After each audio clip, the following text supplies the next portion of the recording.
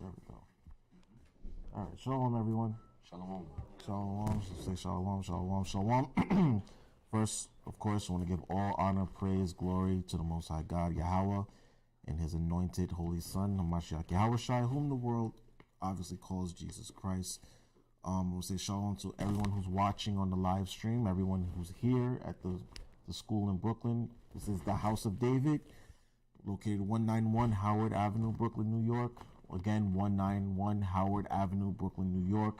My name is Yarapah. I will be presiding over today's main Sabbath day service. We host Friday night Sabbath day classes, Friday night classes from approximately, let's say about 7 p.m. to about 10 p.m. And then we host our main Sabbath day services from 12 p.m. Saturday afternoon to approximately 3 p.m. Please come join us at the school. Please come congregate with us. We welcome all Israelites. We welcome our people who are trying to learn, people who are trying to fellowship, people who want to know the truth about the Bible. So we encourage all Israel to come and fellowship with us. Again, my name is Yarapah. Now we're presiding over today's Sabbath day service. We are in the second day of the Feast of Lights, or Feast of Dedication, called Hanukkah, right? Khan. Thursday night was the first night. Last night was the second night. We are continuing into the second day. But I'm actually not going to teach about Hanukkah today. Now, at least not now. All right. We are in the so-called holiday season, right? We're in the end of the year where the world celebrates different holidays, quote unquote, right? And the major one that just passed was what? Christmas. There you go, Christmas, right? And we were always taught that Christmas was what? We're born on that day. Say again? Or that Yahawashi was born that day? Right, that we were always taught that Christ was born on Christmas, on December 25th. But as we all know, that's not the case, right? We all know that Yahawashi was not born on December 25th in the middle of winter outside, okay? It's too cold in Israel for that. It was way too cold. But yeah, we're actually going to go over Yahawashi's actual birth, okay? Because if you really want to get down to it, the Bible does not tell you exactly when Yahawashi was born. We can only look at the context and the clues surrounding the story and give an estimate date, right? But the Bible actually does not tell you his exact birth date, okay? In fact, it doesn't tell you when anybody exactly was born. Why? Because we know that celebrating birthdays and things like that is carnal. It's, so if the Most High wanted us to know exactly when Yahawashi was born, then he would have told us.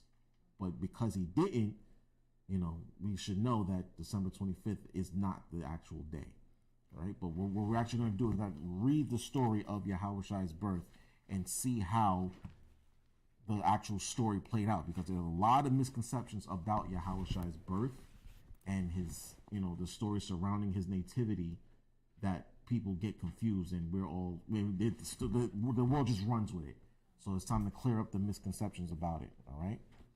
So we're going to jump back and forth between Luke and Matthew, and we're going to try and piece together the story, all right? So I want y'all to bear with me, take notes.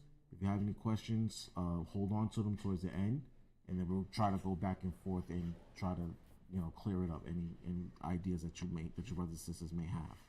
Okay, so we're going to look at it from Matthew and Luke, and we're going to also look at it from the perspective of, bless you, we're going to look at it from the perspective of Mary, his mother, and Joseph, his father. Okay, and then how the story plays out, how the Most High actually orchestrated this entire thing, and how man played a role in it, or man's role in his birth. Okay, so I want you to start with Luke chapter 1 verse 5. We're gonna do a lot of reading, so that's why I want y'all to bear with me and hold y'all questions to the end. Okay, Read out the book of Luke in the King James Version of the Bible, chapter 1 verse 5. There was in the days of Herod, the king of Judea, a certain priest named Zacharias. Right, so it says in the days of Herod, the king of Judea. Now we all know that Herod was not a legitimate king of Israel, right? Why? Because he was an Edomite. Okay, so this was obviously the first century AD, quote unquote, where the Romans were basically running the world. It was during the Roman Empire, correct? And of course, Caesar had sent out his own cronies to rule different parts of the kingdom. Herod ruled over Judea and the rest of Israel, correct? All right. And then, of course, there was a certain priest named Zacharias, who was the high priest, obviously. Go ahead. No, he wasn't the high priest. I'm sorry. Keep going. A certain priest named Zacharias of the course of Abia, right? Abia was one of the different families of the priesthood that had different roles when it was their turn to minister in the temple. And if you want to read about that, you can read 1 Chronicles chapter 24. Okay, you can write that down about the different families of the Levites who had different roles in the temple and the daily ministrations. Okay, read on. And his wife was the daughters of Aaron, and her name was Elizabeth. Right, so he actually was married to one of the daughters of Aaron. So he was a Levite and she was a Levite. Okay, read on. And they were both righteous before the Most High Power, walking in all the commandments and ordinances of the Lord, blameless. Right, so they were living righteously. They were a righteous couple. They were a special people. They were a beautiful couple that followed the Most High's daily ministrations to the T. That's what it says. They followed the Lord blamelessly. Okay, you always want to be found blameless before the Most High. All right, and it doesn't mean that they weren't perfect. I mean that they weren't perfect, but it means that they followed as closely as they could. They kept the commandments. He kept his charge. Okay, she followed her husband in the daily ministrations. All right, go ahead. And they had no child because that Elizabeth was barren. And they both were now well stricken in years. Right, so they were old. They were an old couple, right? Go ahead. And it came to pass that while he executed the priest's office before the Most High Power in the order of his course, according to the custom of the priest's office, his lot was to burn incense when he went into the temple of the Lord. And see, so his job was to burn the incense. Okay, that was his job. Like I said, you can read 1 Chronicles chapter 24. You can also read 2 Chronicles chapter 8 about the different offices of the priesthood. Every priest did not do the same thing. Some burned incense, some laid out the showbread, some did the sacrifices. His job was to burn the incense. Okay, read on. And the whole multitude of the people were praying without at the time of incense. Right, so when the incense was burning, the people were outside praying. In fact, if you're reading, I think it's Revelation, where's that been, where it says that the incense carried the prayers up to heaven? The 6th chapter? Let me see if I can find it real fast.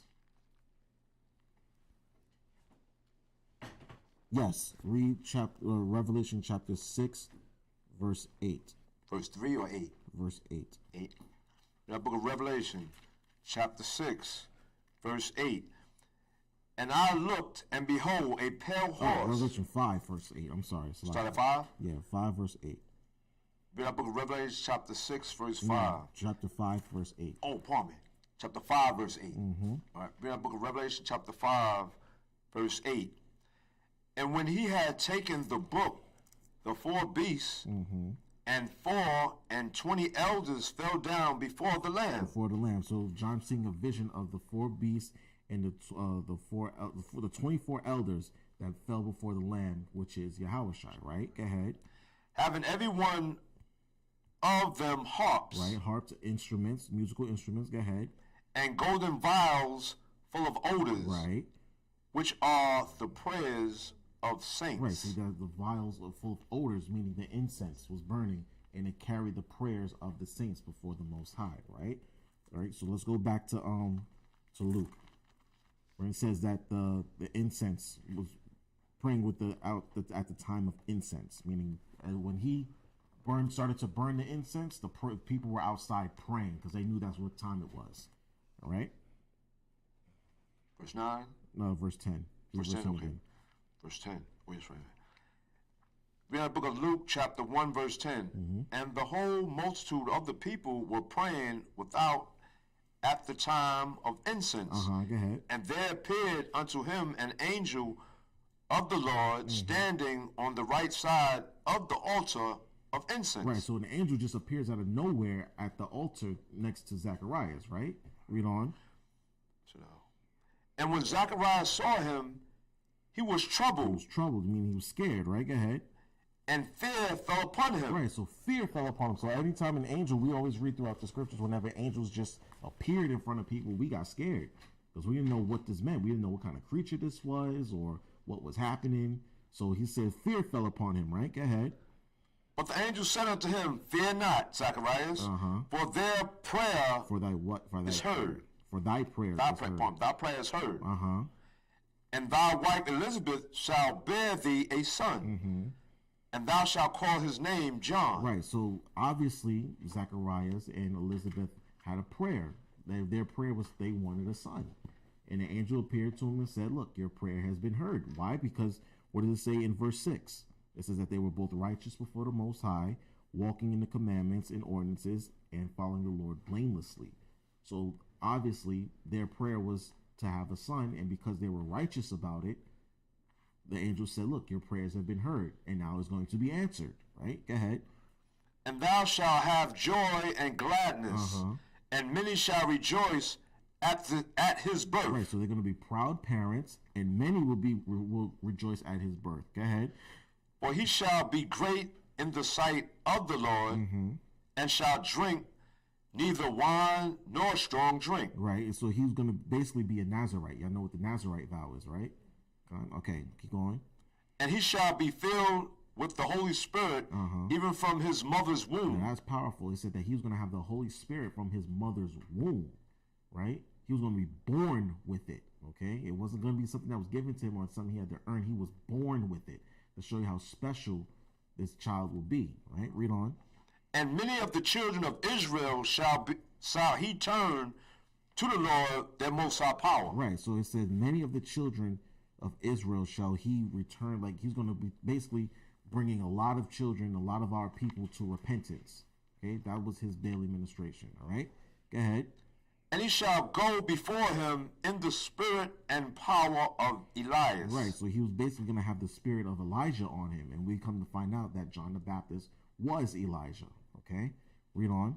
To turn the hearts of the fathers to the children, and the disobedient to the wisdom of the just. Right, so his job was going to be to bring a lot of people to repentance, right? And to what else? Go ahead.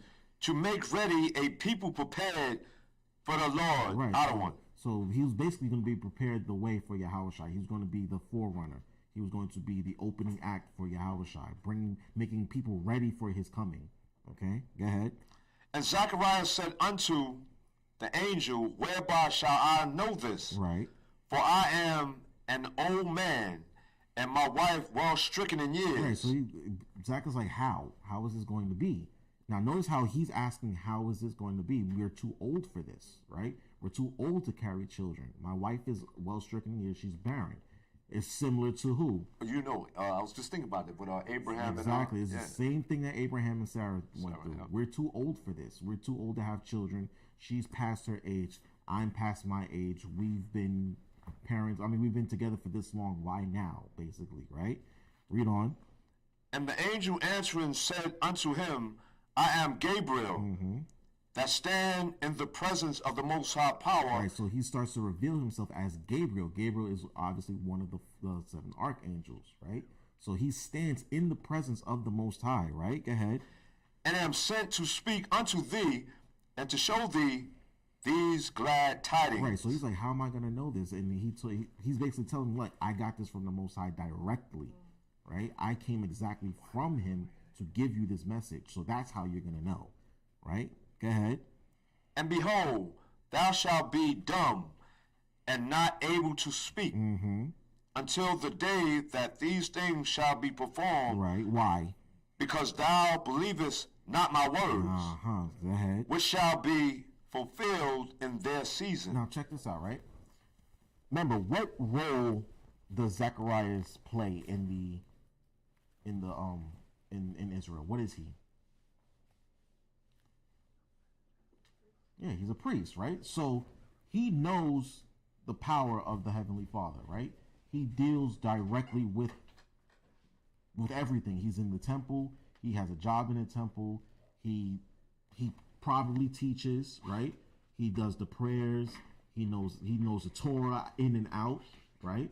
So if an angel comes to him and tells him, look, you're going to have a son, and he knows the story of Abraham and Sarah, right? If he knows all of these things, why didn't he believe it? Right? So the angel telling him, look, you're going to have a son even though you're old, right? You know the story of Abraham and Sarah. You know the story of Isaac and Rebekah. You know all these stories from the time of old, right? So why is it that when I tell you that these things are going to happen for you, why don't you believe it? Right? So you see what happens when you don't believe? You see what happens when your faith is not there? Now, check that off, right? Zacharias did not believe it, right? He did not believe what he was being told. And yet, what did it cost him? It cost him the ability to speak, right? Mind you, he's a priest. He has to be able to talk to people. But yet, his unbelief caused him to lose the ability to speak for a while, okay? Now, keep that in mind. Now, when we get to Mary, and then when we get to Joseph, we're going to see what their responses were, all right? Read on. And the people waited for Zacharias and marveled that he tarried so long in the temple. Right, they were like, what's taking him so long, right? He's usually done by now. Like, what's taking him so long? Go ahead. And when he came out, he could not speak unto them. And they perceived that he had seen a vision in the temple, right? For he beckoned unto them and remained speechless. So he's coming outside trying to talk and making all these hand motions and gestures and right, and he can't speak. So they're like, okay, he witnessed something inside, like something went down in there. We just don't know what, right? Read on.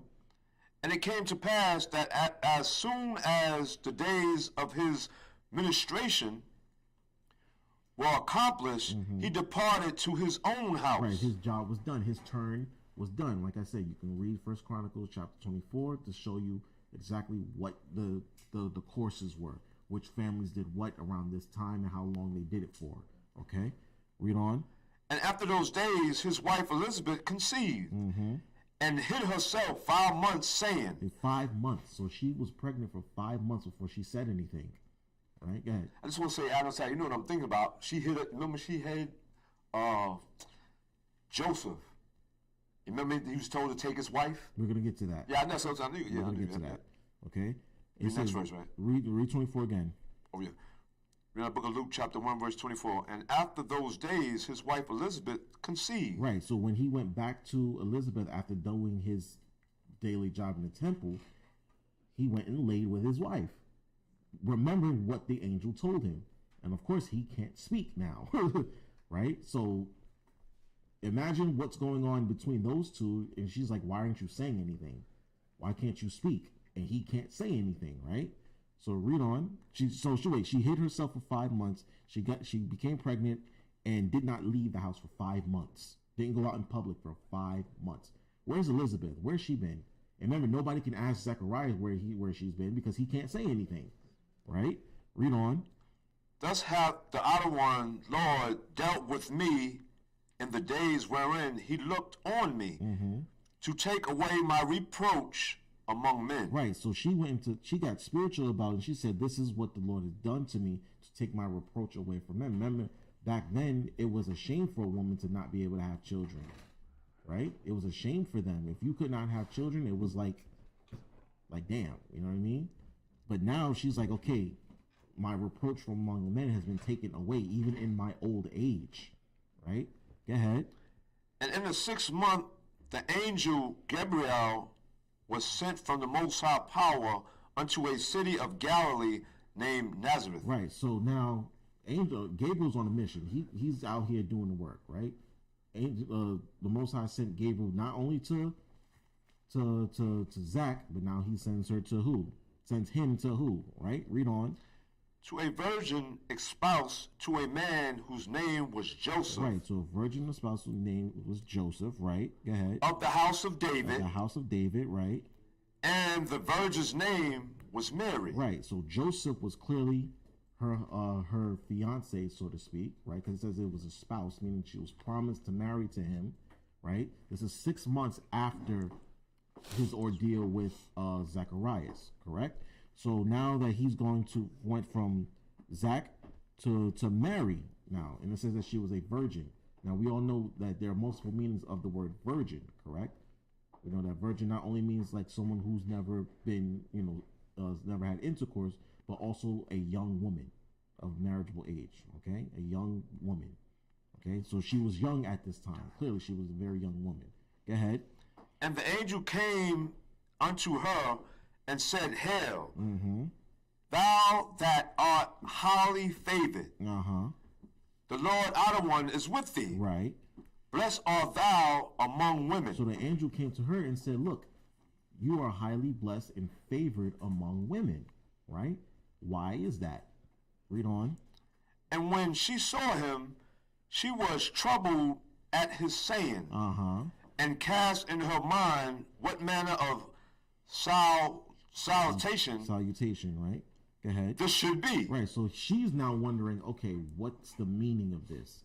Again, when angels pulled up on the scene, we were scared. We didn't know whether we were going to die, whether this was a good greeting, or whether we were about to receive some kind of crazy message or vision.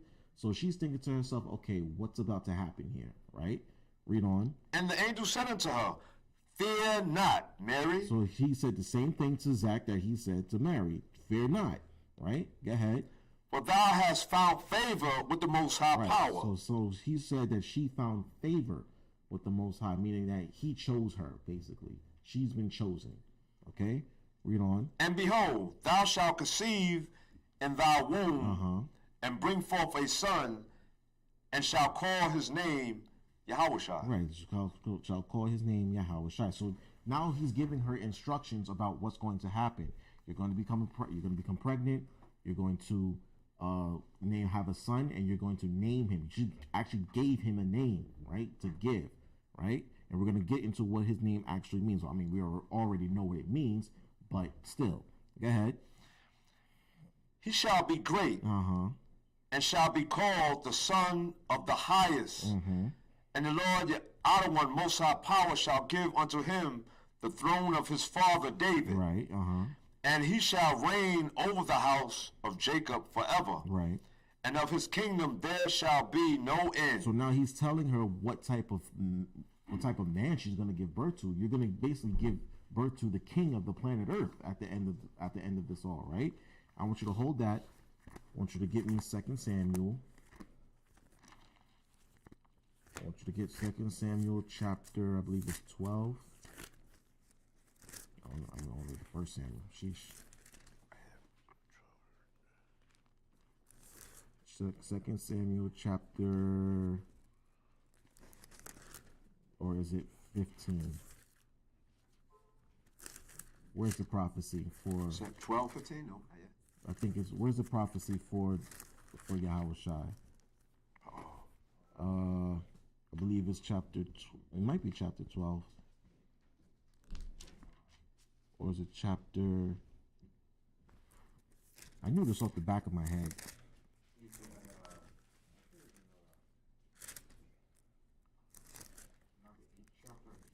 The 8th chapter?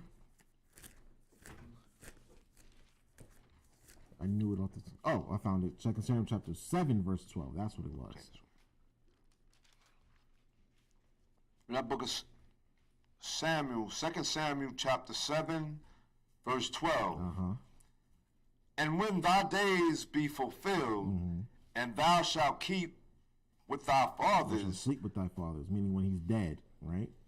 I, the Most High, will set up thy seed after thee, which shall proceed out of thy bowels, and I will establish his kingdom. Right, so this is Nathan giving David the prophecy about his descendant, his seed, who will establish, who the Most High will establish as a king, right? Go ahead.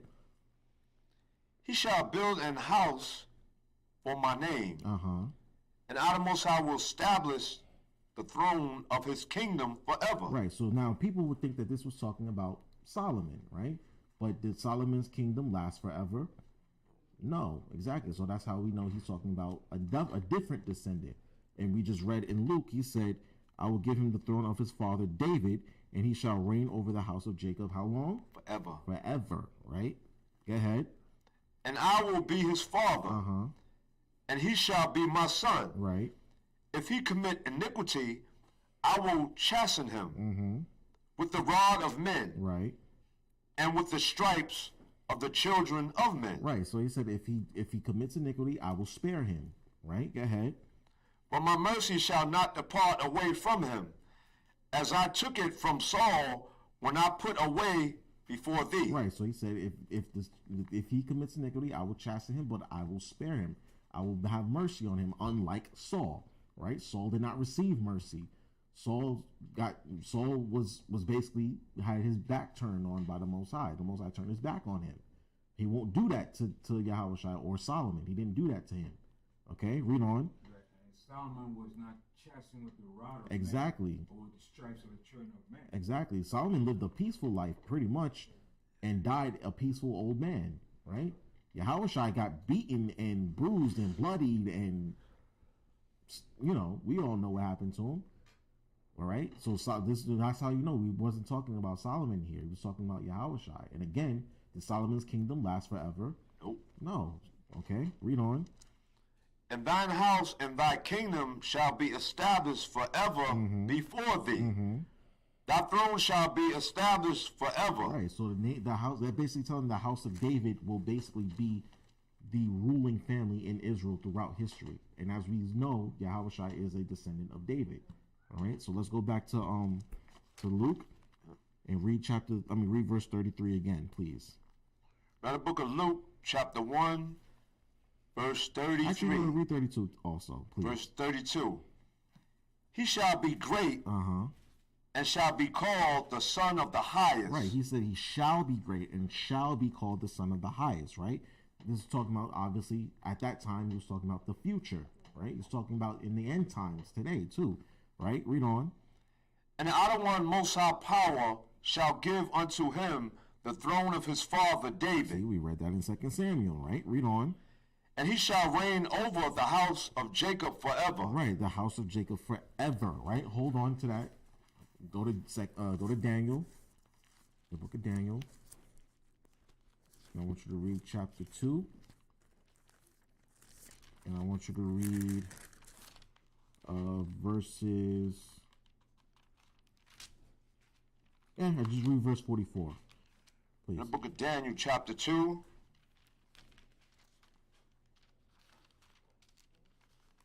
Verse 44. Verse 44. And in the days of these kings shall the most high power of heaven set up a kingdom. Right, this was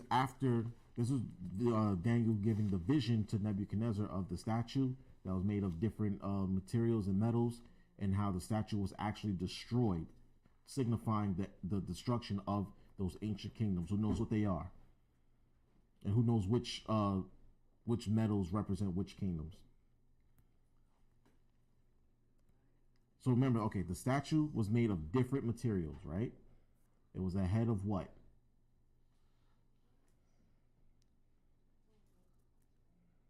Come on, I know y'all know.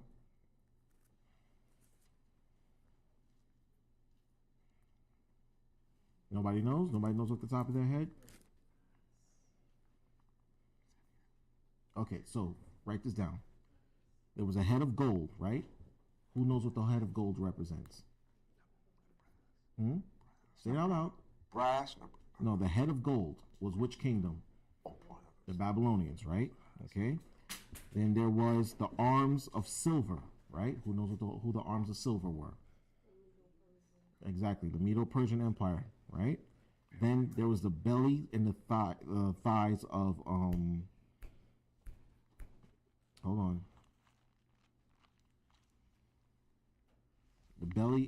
The thighs and the belly made, I think it was brass. Yes, it was made of brass. Who knows who that were? It was the Greeks, exactly. The legs of iron. Wait, what'd you say? Yes, the Romans, okay? So write this down. I'm going to say it again.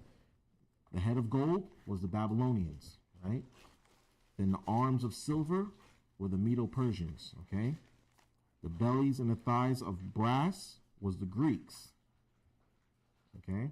And then the legs of iron was Rome.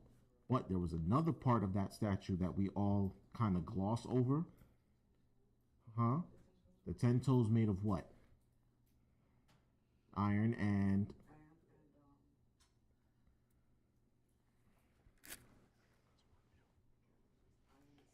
it was iron and what can you mush in your hands?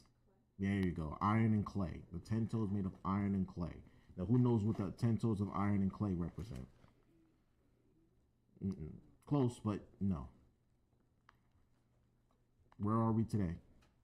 Yes, the 10 toes represent America, okay? Because, in fact, I want you to read verse 40, sorry, verse 41. Back in Luke, right? No. Daniel. Chapter 2, verse 41.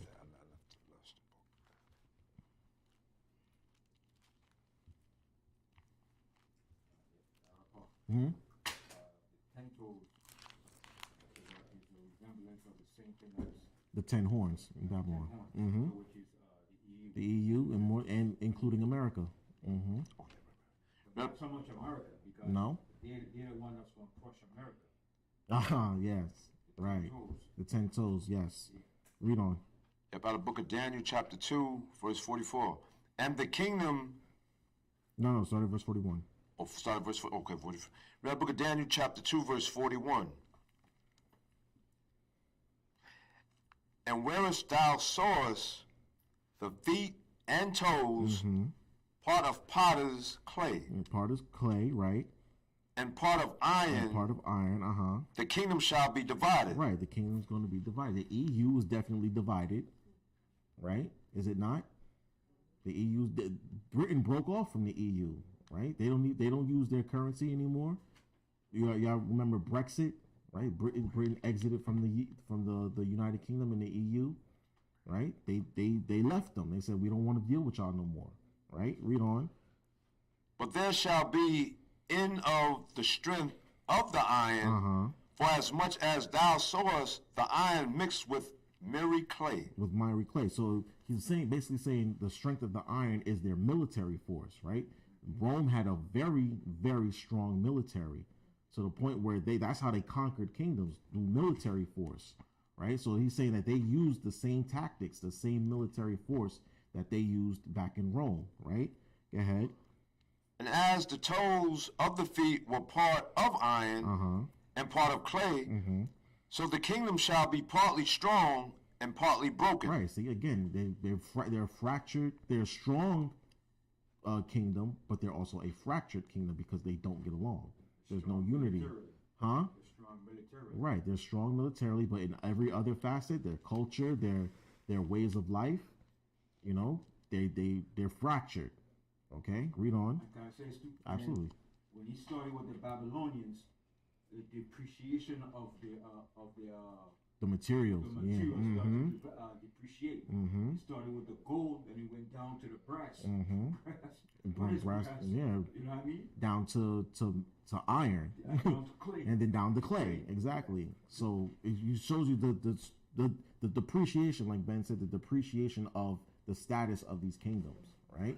Read on. And whereas thou sawest iron mixed with miry clay, they shall mingle themselves with the seed of men. Right. See, and that's what the EU has done. And same thing with America. We have mixed everybody. Everybody's here. We're the great big melting pot, right? So called. There's every nationality, every kindred, every tongue is here and in the EU, right? Everybody. And we do not get along. You cannot mix these things. That's why the Lord told you, don't mix and mingle with these people. You're not supposed to be. We're supposed to be in our own little pockets in the world. We all have our own little portions, but yet Esau just wants to mix and mingle with everybody, and it was not to be so. Okay? And also, too, he left his seed. By him doing that was a strategic, economic, and military way of leaving his seed to control the resources of those nations that he left. Absolutely. He left over. In every country in the world, he left his seed there to control the resources in South America, in Africa, wherever. He left his descendants up here to control. And then they're known as oligarchs or plutocrats or aristocrats to control the resources and wealth of those countries. and every country hates it. They hate that there's a U.S. embassy in every country, right? And they hate it. They hate that their Americans are there. They hate that Britain is there. They hate that the French are there. They want them out of their country and stop taking their resources, right? So it says, even though it says they shall mingle themselves with the seed of men. Every country has a U.S. embassy in it. There's every form of nationality and ethnicity and race. They're here in America and in the EU. We're everywhere, right? Go ahead. But they shall not cleave one to another. See, it says they shall not cleave one to another. Like, remember in the beginning, it says, when a man leaves his father and mother, he shall cleave unto his wife to become one, right? He's saying here, we're not going to be doing that, right? We can't do that with each other. We cannot cleave unto these other people. We won't. We can't get along, right? Read on. Even as iron is not mixed with clay. Right, you can't mix iron and clay. They're not going to become a new substance. The clay is going to go overtake the iron or vice versa. It's not going to hold. It's not going to combine. Right? The clay will deteriorate the iron, if anything. All right? Now, read on. This is what I really wanted to get to. Go ahead. And in the days of these kings shall the Most High Power of heaven set up a kingdom which shall never be destroyed. It shall never be destroyed. Remember, the angel told Mary that the house of Jacob will reign forever, and he will reign over it. Your son is going to reign over the house of Jacob forever. Now, imagine being told this, right? Sisters, imagine being told that your son will be the king of the world, right? Make you proud, right? Or at least it should. It should make you proud, right? Go ahead. And the kingdom shall not be left to other people. Right, so the kingdom will not be left to other people. It will be an Israelite kingdom. Okay, it will be a kingdom of Hebrews. It's not going to be a kingdom of all nations. It's not going to be a kingdom of Edomites. It's going to be a kingdom of Israelites. Okay, Israelites will run the world. All right, so get ready for that. Okay, read on. But it shall break in pieces and consume all these kingdoms. Right, it's going to break, and we're going to put the other nations down, and we're going to put them in subjection, and they will listen to us and Yahawashi. Okay, ain't going to be no diplomacy or diplomacy, no democracy. It's not going to be any of that. It says it's going to break in pieces and consume them, meaning we're going to put them down. If they don't want to worship and bow down before Yahawashi, we will put them down. Okay, that's something to look forward to, because they did it to us, right? They did it to us. If we didn't want to listen to them, guess what they did? They put us down. They slaughtered our people. They slaughtered our women, our children, and made an example of us. Okay, made us worship their images, made us worship their wife. Shalom, brother. Made us listen to all of their worship their gods and worship their religions and whatnot. We're gonna do it right back. Okay, but we're gonna do it in righteousness, because we're gonna be worshiping the one true God. Okay, all right. Finish the verse. And it shall stand forever. For as much as thou sawest that the stone was cut out. You don't have to read 45. Let's go back to Luke. But yeah, y'all gonna see that Yahawashi is going to establish that kingdom. Shalom, brother. Yahawashi is going to be the leader of that kingdom. There's going to be no end to it, meaning it's going to reign forever and ever. It won't be toppled over. There won't be no coups, okay? There won't be any insurrections in that kingdom. It's going to stand forever, all right? Read on. And go back to Luke and read 33 again, please. Verse 33, read the book of Luke, chapter 1, verse 33. And he shall reign over the house of Jacob forever. And of his kingdom there shall be no end. There shall be no end, right? Go ahead. Then said Mary unto the angel, how shall this be, seeing I know not a man? Right, so it says, she said, how is it going to be? She asked the same question that Zach asked. She said, well, from a different perspective. She said, how? Right? How is this going to be, seeing I know not a man? Now, remember, it says in verse 27 that she was espoused to Joseph, but they hadn't come together yet. They hadn't laid together yet. So she's thinking, how? I'm still a virgin. I'm young. I'm not even married yet. How is this going to happen? Right? But look at the way that she asked, right? Zach asked, like, I'm too old for this. How is this going to happen? Right? But she's just thinking, okay, how is, like, what's going to happen here? How is this all going to play itself out? Zechariah is just like, I'm too old for this. I don't think this is going to happen. You understand what I mean? Y'all see the difference? You see the difference in faith? She's thinking, okay, how is this going to, like, what are the orders here? How is this going to play out? Zach is just like, I don't think so, right? And mind you, he's a priest, so he should know these things, right? He should have an understanding of faith and obedience. She's just like, okay, how? Like, let's show me the road step, show me the path, right? And look at how Gabriel answers her. Go ahead. So verse 35. Yes, sir. And the angel answered and said unto her, The Holy Spirit shall come upon thee, and the power of the highest shall overshadow thee. Right. So now this is where people get it confused, right? This is where people think that the Holy Spirit just put Yahawashi in her womb, right? Which is kind of weird when you think about it. It's just like, okay, he just beamed her up. Like, how does that happen? But you just zapped her in, right? No, that's not how it happens. When it says that the Holy Spirit shall come upon thee and overshadow thee, right?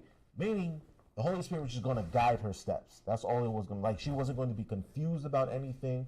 It was going to instruct her and guide her in the way that what she was going to do, help her make the right decisions, okay? And when these things happen, she's going to know this was an act of the Most High. The Most High did this. Okay, I'm moving the right way. I'm not doing anything out of what's ordained of me, right? So sometimes when we make decisions, we're wondering, okay, is this an act of the Most High? Is this what the Most High wanted from me? Or is this something I'm doing on my own? She didn't have to wonder that because she was being told what was going to happen, that these things were going to happen for her, and this is how. Remember, we're just getting an overview of the conversation. Obviously, he went more in depth with her about who she was going to be with, how this was going to happen, what to expect, right? And then he's going to go even further about the situation, because read on. Finish at verse 35. No, Finish 35. Yeah, 25. Now I'm going to start over. In Luke 1, verse 35. And the angel answered and said unto her, The Holy Spirit shall come upon thee, and the power of the highest shall overshadow thee. Right, so the Most High was going to directly intervene in this. That's another thing. He was actually going to perform this thing directly. Okay, that's what also makes it a miracle. All right, and when we go into Matthew, we're going to go over that also. Read on. Therefore also the holy thing which shall be born of thee shall be called the Son of the Most High Power. Right, go ahead. And behold, thy cousin Elizabeth, she hath also conceived a son in her old age. Right, and he gave her more clarification. He gave her more confirmation too, and said, look, your cousin in her old age is conceived too. So he gives her more confirmation for her faith. Because if she's going to hear that, she's like, wow, Elizabeth's been begging for a child since she was my age, right? And now she's old and she's pregnant. Oh yeah, this is definitely happening. If it can happen for her, it can happen for me, right? Go ahead. And this is the 6th month with her. Right, she's been pregnant for 6 months now, right? You haven't spoken to her in over 6 months, but she's 6 months pregnant, right? Go ahead. Who was called barren. All right, go ahead. But with the Most High Power, nothing shall be impossible. Now that's faith right there. And he's telling her, look, with the Most High, anything is possible. And go ahead, Zach. I was going to say it, but realized it was coming up. But then, so if it's nothing with the Most High is impossible, does that mean it's possible? It's all possible. All possible. What? Go ahead. I didn't realize that. And look at how she responds. This is how we always want to respond to these things. Go ahead. And Mary said, Behold, the handmaid of the Lord outer one, be it unto me according to thy word. Right, she said it is so. She agreed immediately. She didn't think about it. She didn't stutter on it. She didn't stammer. She said, let it be so. Right? That's the type of faith that you want to have when the Most High makes his petitions, I should say, of you. When he tells you that certain things are going to happen for you, you should be like, okay, I'm on board. All right? Read on. And the angel departed from her. And Mary arose in those days and went into the hill country with haste. Into the city of Judah. Into a city of Judah. Now, where into the city of Judah, I think she went. Right? Go ahead. And entered into the house of Zacharias and saluted Elizabeth. She saluted her cousin, right? Go ahead. And it came to pass that when Elizabeth heard the salutation of Mary, the babe leaped in her womb. Right, the babe leaped in her womb. So the baby started kicking in her stomach, right? Mind you, she's 6 months pregnant. So John in her stomach is jumping for joy, right? Go ahead. And Elizabeth was filled with the Holy Spirit. And she spake out with a loud voice and said, Blessed art thou among women. So she started to prophesy, basically. Go ahead. And blessed is the fruit of thy womb. And whence is this to me, that the mother of my Lord Adawan should come to me? Right. Now, was she told that that Mary was going to be the birth of the mother of the Messiah? Did anybody tell her that? No, the Most High told her that. Right? Flesh and blood didn't reveal it to her, but the Father did. Right? Go ahead. For lo, as soon as the voice of thy salutation sounded in my ears, the babe leaped in my womb for joy. Right, go ahead. And blessed is she that believes. Right, blessed is she that believes. Go ahead. For there shall be a performance of those things which were told from her, which were told her from the Lord Adawan. Right, so that's how it happened. All right, now jump down to verse 56. That book of Luke, chapter 1, verse 56. And Mary abode with her about 3 months and returned to her own house. Right, so she abode with her she stayed with them for 3 months, right? She stayed with them for 3 months. Keep that in mind. Now, I want y'all to jump to Matthew. We're going to go to Matthew, right? And we're going to start at chapter 1, verse 18.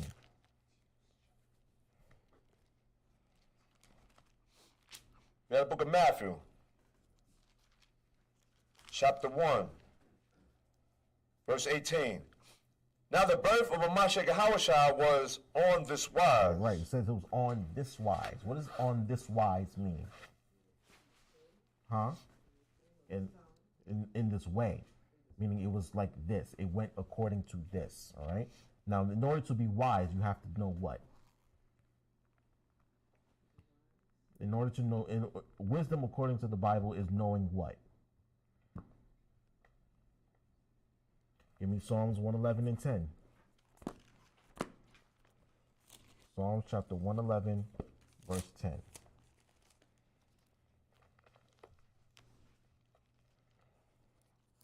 Okay? Remember, it says on this wise, right? On this wise. What is wisdom? Okay? The book of Psalms, chapter, you said 111, right? 111, verse 10. Verse 10. The fear of the Lord Yahweh is the beginning of wisdom. Of what? The fear of the Lord Yahweh is the beginning of wisdom. Right, the beginning of wisdom. In order to be wise, right? Go ahead. And good understanding have all they that do his commandments. Do what? A good understanding. A good understanding have all they that do his commandments. That do his commandments. So in order to know wisdom, in order to understand the story of Yahawashi's birth, you have to know the commandments. That's what I mean by on this wise. Okay, you have to know the commandments, you have to know the history, you have to know prophecy in order to understand Yahawashi's birth. That's why the churches don't understand Yahawashi's birth, because they don't know the commandments. They don't know the history. They know a bit of the prophecy, but they don't understand it. Okay? You have an understanding when you keep the Most High's commandments, right? You understand the laws regarding marriage. You understand the laws regarding lineage and heritage, right? These things are written in the scriptures for us to know, so that way when we get here, we can understand, okay, this is why Yahawashi is who he says he is, who he claimed to be. Okay? We're not confused about it because we know the commandments, we know the history, we know the prophecy, we know the culture. Okay? So read verse 18 again. The book of Psalms, chapter 111. No, Matthew. Go back to Matthew. Yeah, I'm sorry. Go back to Matthew.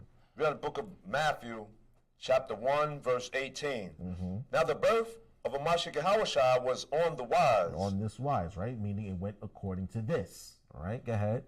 When as his mother Mary was espoused with Joseph. Espoused to Joseph. Remember, we read that in Luke 1:27. It says a virgin espoused to a man named Joseph of the house of David, right?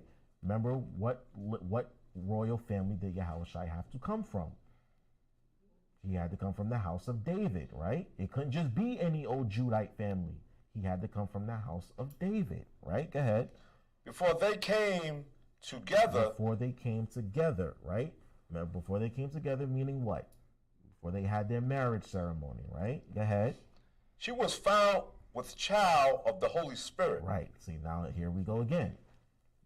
Understanding what it means to be found with child of the Holy Spirit. What does that mean? Who has an idea what it means? Yeah, Zach. Anybody else? Anybody have an idea? Huh? There you go. Not only that, but what happened? What did the Most High do? Let me ask you a question. What is a miracle? Who knows what a miracle is? There's that. A miracle is something that is not done out of the ordinary. If I said it right, Okay, you're on the right track. I like that answer. Anybody else have an idea? What is a miracle? Brothers, y'all been quiet all morning. What's going on? Zach can't be the only one talking. But how? But how? But how does he do it though? Like, what does he do exactly? He lets you know. Okay, that's one way. Go ahead, brother. Yeah, the Apostle Paul saying in 2 Corinthians 15:15, he said, he said, I'll show you a miracle here. You know, those who did not die would still receive their glorified body. But I mean, like, what exactly is a miracle? Like, what does the Most High do? No. What I'm saying, what I'm asking is, okay, what is a miracle, right? We understand that a miracle is. The brother said that. Say what you said again. No, I said a miracle is something that's done out of the ordinary. Out of the ordinary, right? And then the sister said that the Most High makes it known. Go ahead, sis. Something impossible to the natural human spirit to believe, like the natural eye. Y'all on the right track. Y'all are there. Y'all are right there. But I want y'all to just like put it all together. But hold on. Finish your thought, brother. Yeah, what he's saying is a mystery. Is a mystery a miracle? No, I'm saying like what is a miracle? Let me show you a mystery here. So is a mystery and a miracle the same thing? A mystery and a miracle? Yeah. No. So a mystery is just something that you have to figure out, or something that's not clear to you, right? A miracle is, I'm gonna just tell y'all what it is. A miracle is basically when the Most High Himself intervenes in the act. Okay. Like he's acting in the situation. So in this sense, Yahawashi, the Most High directly intervened in Yahawashi's birth, his conception.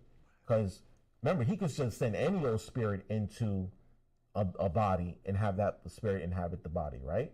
But this particular spirit, the spirit that sat on his right hand, he said, "Go forth into that body. I want you to be born to these parents during this time, this lineage, and this is the body that you're gonna have." That's what it was. Okay, the Most High directly intervened here. Of course, Joseph and Mary still did their thing, but the Most High directly intervened. Yeah, it says something like that. Like he directly brought Lazarus back from the dead. The same thing with Yahawashi. Who raised up Yahawashi? Why was it a miracle? Because the Most High directly brought him back from the dead. It sent that spirit back into the body and raised it from the dead. It's the same thing with Isaac's birth, right? He directly, and he told them what was going to happen, and he said, "This is what you're going to name him," and I sent that spirit right into that body, right? So that's what it is. That's what happens when the Most High directly intervenes in a situation, especially in a situation that seems incredibly impossible, like you mentioned earlier, right? Or something that seems incredibly unlikely, like a medical miracle. something that's very unlikely, like you have a 6% chance of survival after a traumatic event, and then you somehow pull through, they look at it like, wow, this is some sort of miracle. Like, we didn't do anything. Obviously, we couldn't do anything, but here we are. Here this person is alive and well and walking and talking, right? So when the Most High directly intervenes, that's what makes it a miracle. Or a fulfillment of prophecy. Okay, you can write that down too. Yeah, Zach. Just like our deliverance occurred here. Exactly, it's going to be a miracle. Destruction is going to be a miracle. It's going to be a miracle. The Most High is directly going to intervene in the situation. A lot of times, the Most High is hands off, right? He lets us to our own devices, and that's why a lot of times, like when we have children, some of them got it, some of them don't, right? Because the Most High said, no, I want that one, that one, that one, you know what I mean? That one's no good. But directly, I want this one is the one I want. I choose this one, and I'm going to use that one, right? So when they gave the prophecy, right? Of course, there are many of our people back then, brothers, many of our ancestors thought that the Messiah was going to come during this time. But no, the Lord said, no, I'm going to send him when exactly the time is right, right? Because they were looking for him throughout, from the moment the Babylonians came all the way up until, even then, when Yahawashi was on the scene, they were still looking for somebody else. But he said, no, this is him. This is he, right? So read that verse again, verse 20. I mean, not 20. 18 again? Or? Yes, 18. Okay. Now the book of Matthew, chapter 1, verse 18. Mm-hmm. Now the birth of Mashiach Yahawashi was on the wise. This wise. Now the birth of a Mashiach Yahawashi was on this wise. Right, go ahead. When as his mother, Mary, was espoused to Joseph. Right, she was promised to marry him, like we read in Luke, right?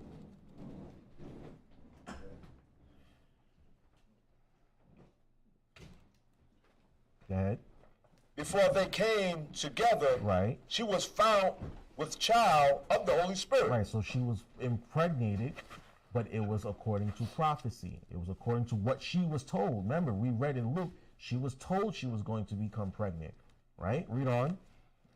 Then Joseph, her husband, being a just man, and not willing to make her a public example, right, go ahead, was minded to put her away privately. Right, so Joseph being a just man, remember, Joseph comes from a royal heritage, so he didn't want to make her a public example. He didn't want to drag her name through the streets. So write down Deuteronomy, right? Write down Deuteronomy chapter 22, I believe. Hold on. Yes, 22. Chapter 22, verses 13 to 21.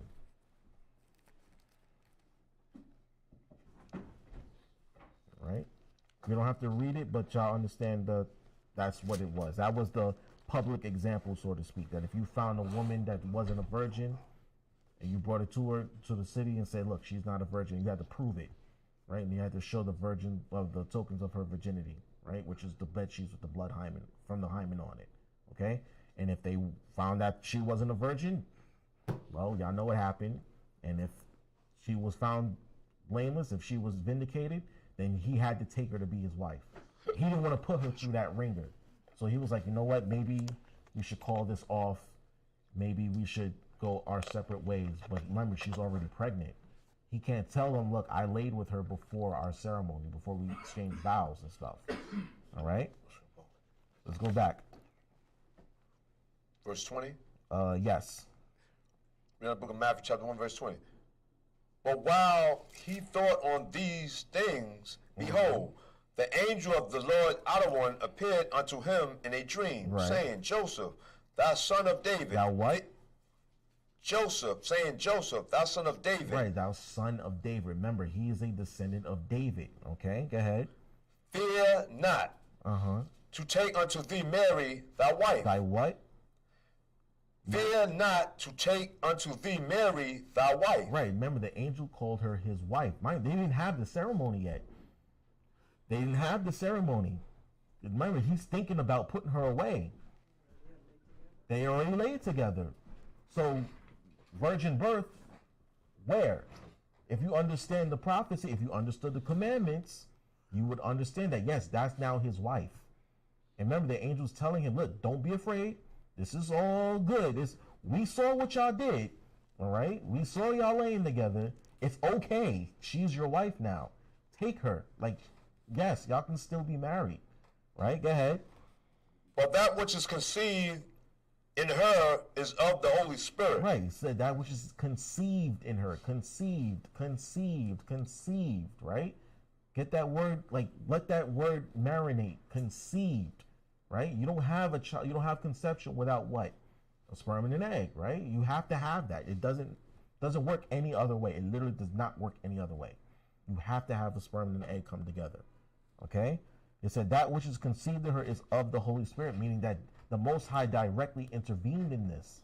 This is supposed to happen. He's thinking, Dad, we don't messed up. And remember now, think contrast to how Mary felt. What was she thinking? That this is all gravy. This was supposed to happen because remember the angel came to her first. Angel came to Joseph afterwards. So he's thinking that they done messed up, that they done got carried away. Meanwhile, she's thinking, okay, I was told that this was going to happen, so I'm not afraid. I'm not scared. I'm moving accordingly. Joseph's like, damn, what did I do? I done messed up. I think I just ruined this girl's life, right? Because remember, he was older than her, right? Y'all understand that, right? Joseph was older than Mary, like I think by like 10, 15 years. Because she was young. She was like a teen mom. And Joseph like maybe my age.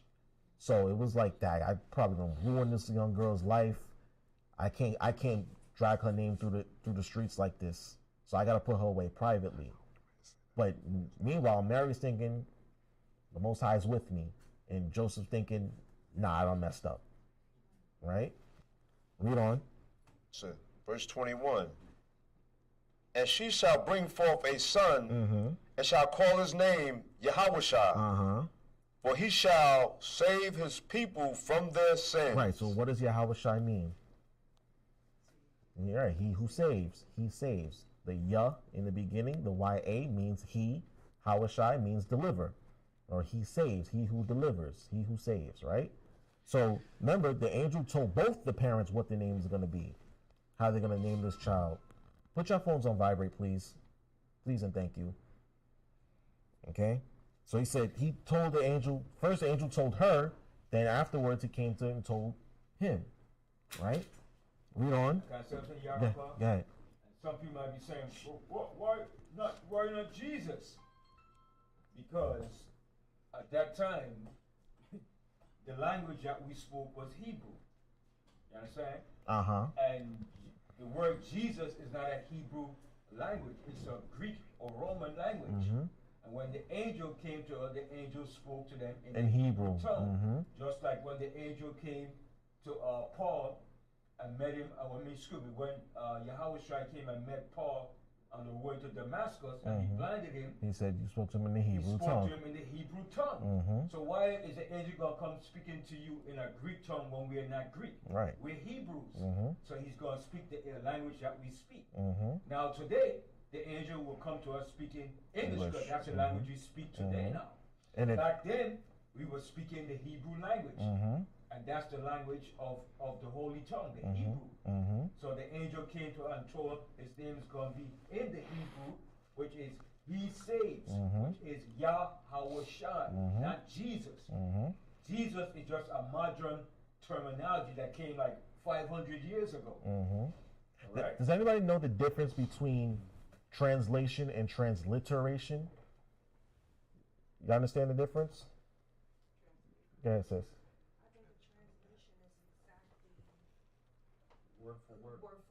Transliteration is just getting something that's close to it. Like there was probably not something that matched that, so it's just as close as it can. Something like that. So translation is like, yes, a word for word, like what this word means in another language, right? So Yahawashi, what does it mean in English?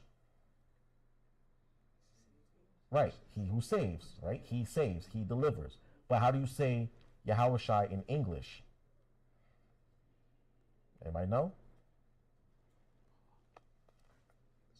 See, there you go. There's a difference. You say Yahawashi in English, to say Yahawashi in English is Joshua. That's if he was on the earth today, we would be calling him Joshua, so to speak. All right, we will obviously call him Yahawashi, but that's how you say Yahawashi in English. Now, when they transliterated it to Greek, right, it was Iesus, right? But now, how do you say Iesus in English? It means the same thing, but how do you say it? Not Yahshua, no. No. How do you say Iesus in English? Jesus. Okay? That's how it means he who saves, but how we say it, how we pronounce it is different. Okay? So translation is what it means in another language. Transliteration is how it's pronounced in another language. Okay? So when we say Yahawashi, we're going back to its original language. What his name actually means, or how we actually pronounce his name in its original language, is different than how we pronounce it today, but it all means the same thing, right? Just like if you say hello, right, it means hello. But how do you say hello in Spanish? Hola, right? That's how we say it. But it all means the same thing. It's a greeting, right? Okay, understand? Go ahead, I won't say pertaining to that. You know how a lot of the words be broken down? I remember I said to my biological father, who would take the eighth letter of the alphabet and come with the word hello? I don't say hello. Listen, H-E-L dash, L is low, am I right? But it's okay if you say it, but that's just me. You say hi, I know I wish we know he didn't say shalom. Right, so in essence, that's the difference between translation and transliteration. We say Yahawashi and it means he who saves, right? He who delivers. That's what it means, okay? And then how you say it in English is Joshua. That's just English. That's how you say Yahawashi in English. But if we want to transliterate it to different languages, how do you say Yahawashi in Spanish? Jesus. Exactly. Jesus. Same thing. Same name, same meaning, just pronounced differently. And of course, it comes with a different image. Like when you hear that name Jesus, we think white boy, right? When we say Yahawashi, we're thinking the actual true person that we're reading about here in the Bible. Understand? Everybody understand? Huh? All right. What you said, that his name in English would be Joshua. Mm-hmm. When you read the book of Hebrews, the 3rd chapter, it tells you that it was Joshua that gave them rest. When you read the book of Hebrews, the 3rd chapter. But but when you actually read that, it says Jesus, right? But we're talking about a different person completely. We're talking about Joshua, the son of Nun, right? But if we say Yahawashi, that's why we make that differentiation, okay? Just so that we understand who we're all talking about here. It says if Jesus had given them rest, but he was talking about Joshua, the son of Nun, in the wilderness from the tribe of Ephraim. All right? Everybody understand? Everybody on the same page? All right. Read verse 21 again, please. Yep. The book of Matthew, chapter 1, verse 21. And she shall bring forth a son, and shall call his name Yahawashi.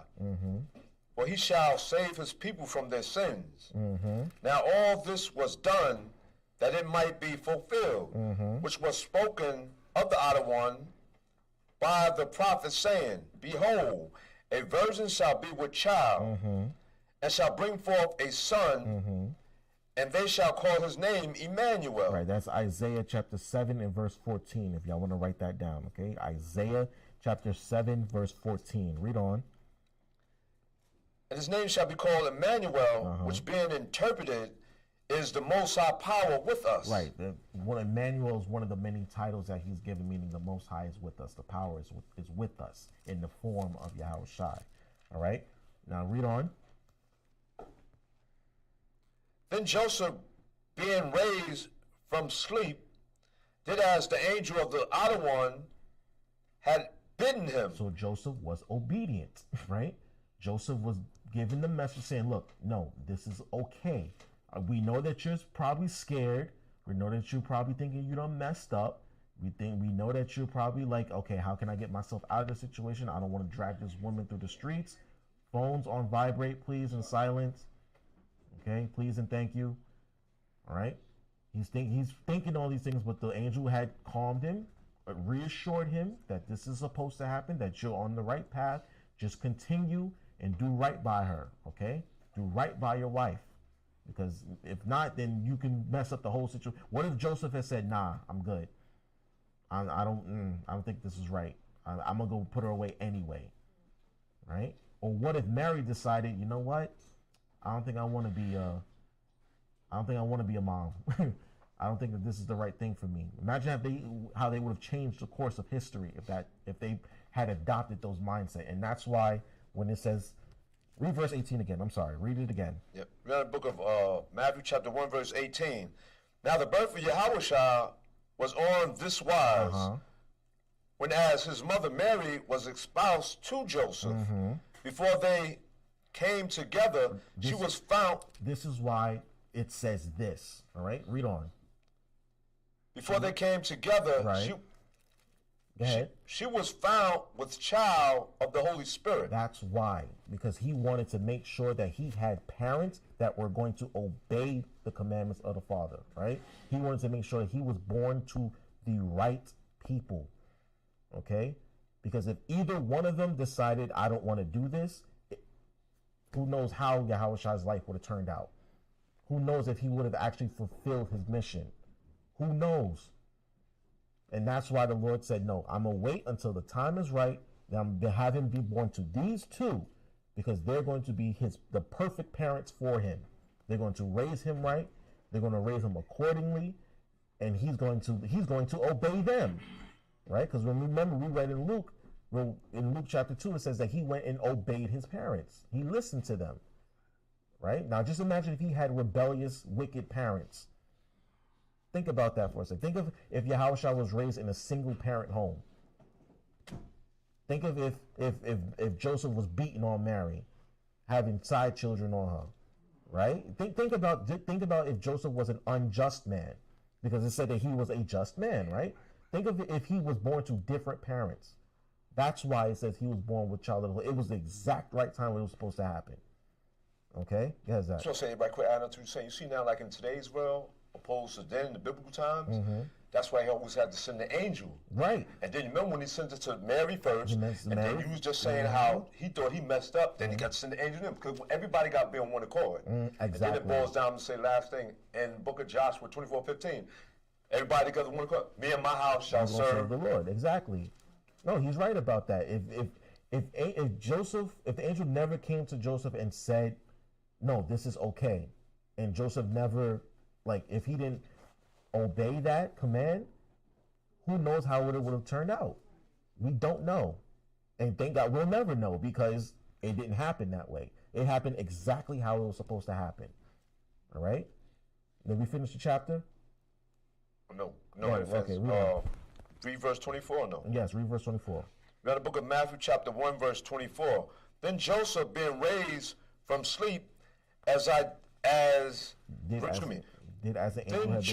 being raised from sleep, did as the angel of the Lord out of one had bidden him, and took unto him his wife, and knew her not till she had brought forth her firstborn son. Right. So now people get confused about that, because that's where they think, oh, he never laid with her at all. No, it was just that once he found out that she was pregnant, he stopped laying with her. That was it. He stopped, because now he understands, okay, there's a baby in her, and it's not just some ordinary child. So I'm not going to just be all up in her throughout her entire pregnancy. No, I'm gonna wait. We're going to do this right. We're going to prepare for this pregnancy, and then we're going to go from there. Right? That's all it means. It doesn't mean that he never laid with her. Okay? Because clearly he laid with her, because scriptures clearly say that he's Yahawashi's dad. All right? So, Yarapah. Khan. Now, the question that people ask, so if my wife is pregnant and she wants some action, I can't have no action with her? Listen, I like today. there are some people who do. All right? There are some couples who still get down while they're pregnant, okay, while the woman is pregnant. I'm not going to tell you yes. I'm not going to tell you no. I'm going to say, proceed with caution. Absolutely. Because, listen, I don't know why, but some men like it when their woman is pregnant. She's more radiant. She glows more, and it just turns them on. I don't know. I've never done that before. So, like Ben said, proceed with caution, okay? But Joseph here, he said, okay, it's a full-blown stop. All right? Like I said, but Yeah. that's your prerogative. There's no law saying whether you can or not. So it's up to you to use proper discretion. But there is a protocol for after the baby's born, okay? Doctors tell you, look, wait 6 weeks because her uterus is getting put back together. It's going to be rough on it. And the scripture tells you that. And the scriptures tell you too. Yep. Depending on the gender of the child, there's a certain amount of time that you have to wait. Okay, that's what they call her uncleanness. You know what I mean? You have to wait 40 days for a man child, 80 days for a woman. Okay. Other than before that, proceed with caution. Real quick. Everything is like recovery. Yeah, it's a recovery process. Yes. Okay. Remember, her body just underwent through a traumatic experience. Okay. A lot of effort, a lot of blood gets lost. And remember, the uterus expands during the pregnancy, so it has to get put back together. Has to. It takes time. All right? So we finished chapter 1, right? In Matthew. Now we're actually going to get into the nativity, the birth. Okay? So let's go back to Luke. Right? Back to Luke. And we're going to go to chapter 2, verse 1. The book of Luke, chapter 2, verse 1. And it came to pass in those days that there went out a decree from Caesar Augustus. Right. Caesar that was all the world. Go ahead. That all the world should be taxed. Now, this taxing was actually a census. When I was doing my research, it wasn't like people were paying their taxes. They was actually conducting a census throughout Roman territories. So that's why everybody had to go back to their ancestral village to actually register their households. Okay, read on. And this taxing was first made when Cyrenius was governor of Syria. Right. Go ahead. And the same thing is done here too in America. Census. They do a census every. Come on, get it together. All right, read on. This is nothing. It's just Satan. That's all. That's all it is. All right. Read verse 2 again. The book of Luke, chapter 2, verse 2. And this taxing was first made when Cyrenius was governor of Syria. Right. This was when Cyrenius was governor of Syria. Right. Go ahead. And all went to be taxed, every one into his own city. In his own city. So you had to go back to your own country, your own cities, and take care of, get registered for the census. Okay. Go ahead. And Joseph also went up from Galilee out of the city of Nazareth into Judea. Right, so Joseph lived in Galilee, right? Now, mind you, Mary's with him at the time, right? Remember, he took Mary into his own home after the angel then told him, look, bring Mary into the house, y'all become a family and raise this child together, right? Go ahead. Unto the city of David, which is called Bethlehem. It's called Bethlehem, right? Go ahead. Because he was out of the house and lineage of David. Right, so remember, David, he was a descendant of David, so he had to go back to Bethlehem to register, right? Go ahead. To be taxed with Mary, his spouse wife, being great with child. So she was about to pop, right? Go ahead. And so it was that while they were there, the days were accomplished that she should be delivered. Right, so the days were accomplished that she should be delivered. So she went into labor, right, while they were in Bethlehem, right? Go ahead. And she brought forth her firstborn son, and wrapped him in swaddling clothes, right, and laid him in a manger. Now, let me ask you a question, right? Now, especially I want to direct this question more towards the sisters, because they understand these things, right, more than men. If you are your due date is soon, wouldn't you prepare for the journey, have all the stuff with you in case, I might go into labor while we're on the road, you know what I mean? So wouldn't y'all have the baby bag, the diapers, and everything that you need just in case you have to go to the hospital in order to, deliver the child? So don't y'all think that Joseph and Mary had these things prepared when they were on the way to Bethlehem? Because they have cars, they have planes, no buses, this, that, and the third. They were either walking or riding some sort of animal, right? Some sort of beast of burden. So clearly they had these things prepared just in case. Like, she knew she was pregnant. She knew she was near her due date. He knew this, but still, we got to go from Galilee to Bethlehem, right? Which is far. That's a good journey. Right, like at least a week. I'm thinking at least a week's journey. Yeah, 'cause if you're driving, that's at least about a hour drive. See? So who knows how long it took them? Hold on one second. And who knows how long it took them to actually get there? So they're anticipating, okay, she might deliver either along the way or there. So clearly they were prepared for this scenario. Go ahead, Qatar, sorry. I know there was a brother here. He had a baby shower, but like that's a popular thing out in the world. Have like the baby shower, like gender reveal, things of that nature. But I'm saying, like, they had all this, like, because it says, remember, she wrapped him in swaddling clothes. Clearly she had this stuff with her, all their clothes, all his Pampers, all his whatever she needed just in case he was going to be born during the journey. She had it with her. Is the point that I'm trying to make. Because here, when we read on, read verse 7 again. In the book of Luke chapter 2, verse 7.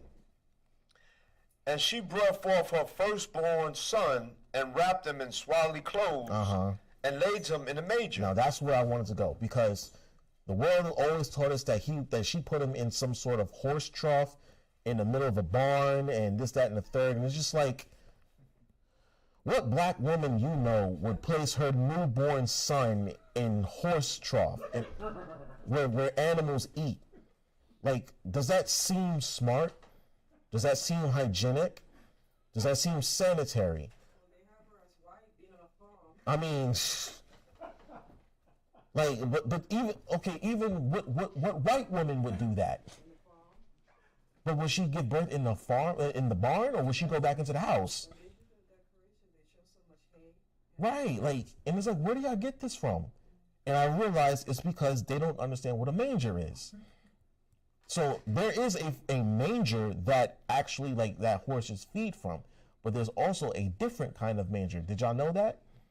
So, okay, then you have access to the internet, right? Like, you can, like, put the side by side, because I want to show y'all something that another brother in a different school taught me, like, I'm gonna say, like, maybe 10, 11 years ago. If you can access the internet and show it on the screen, the website that I'm gonna send you to,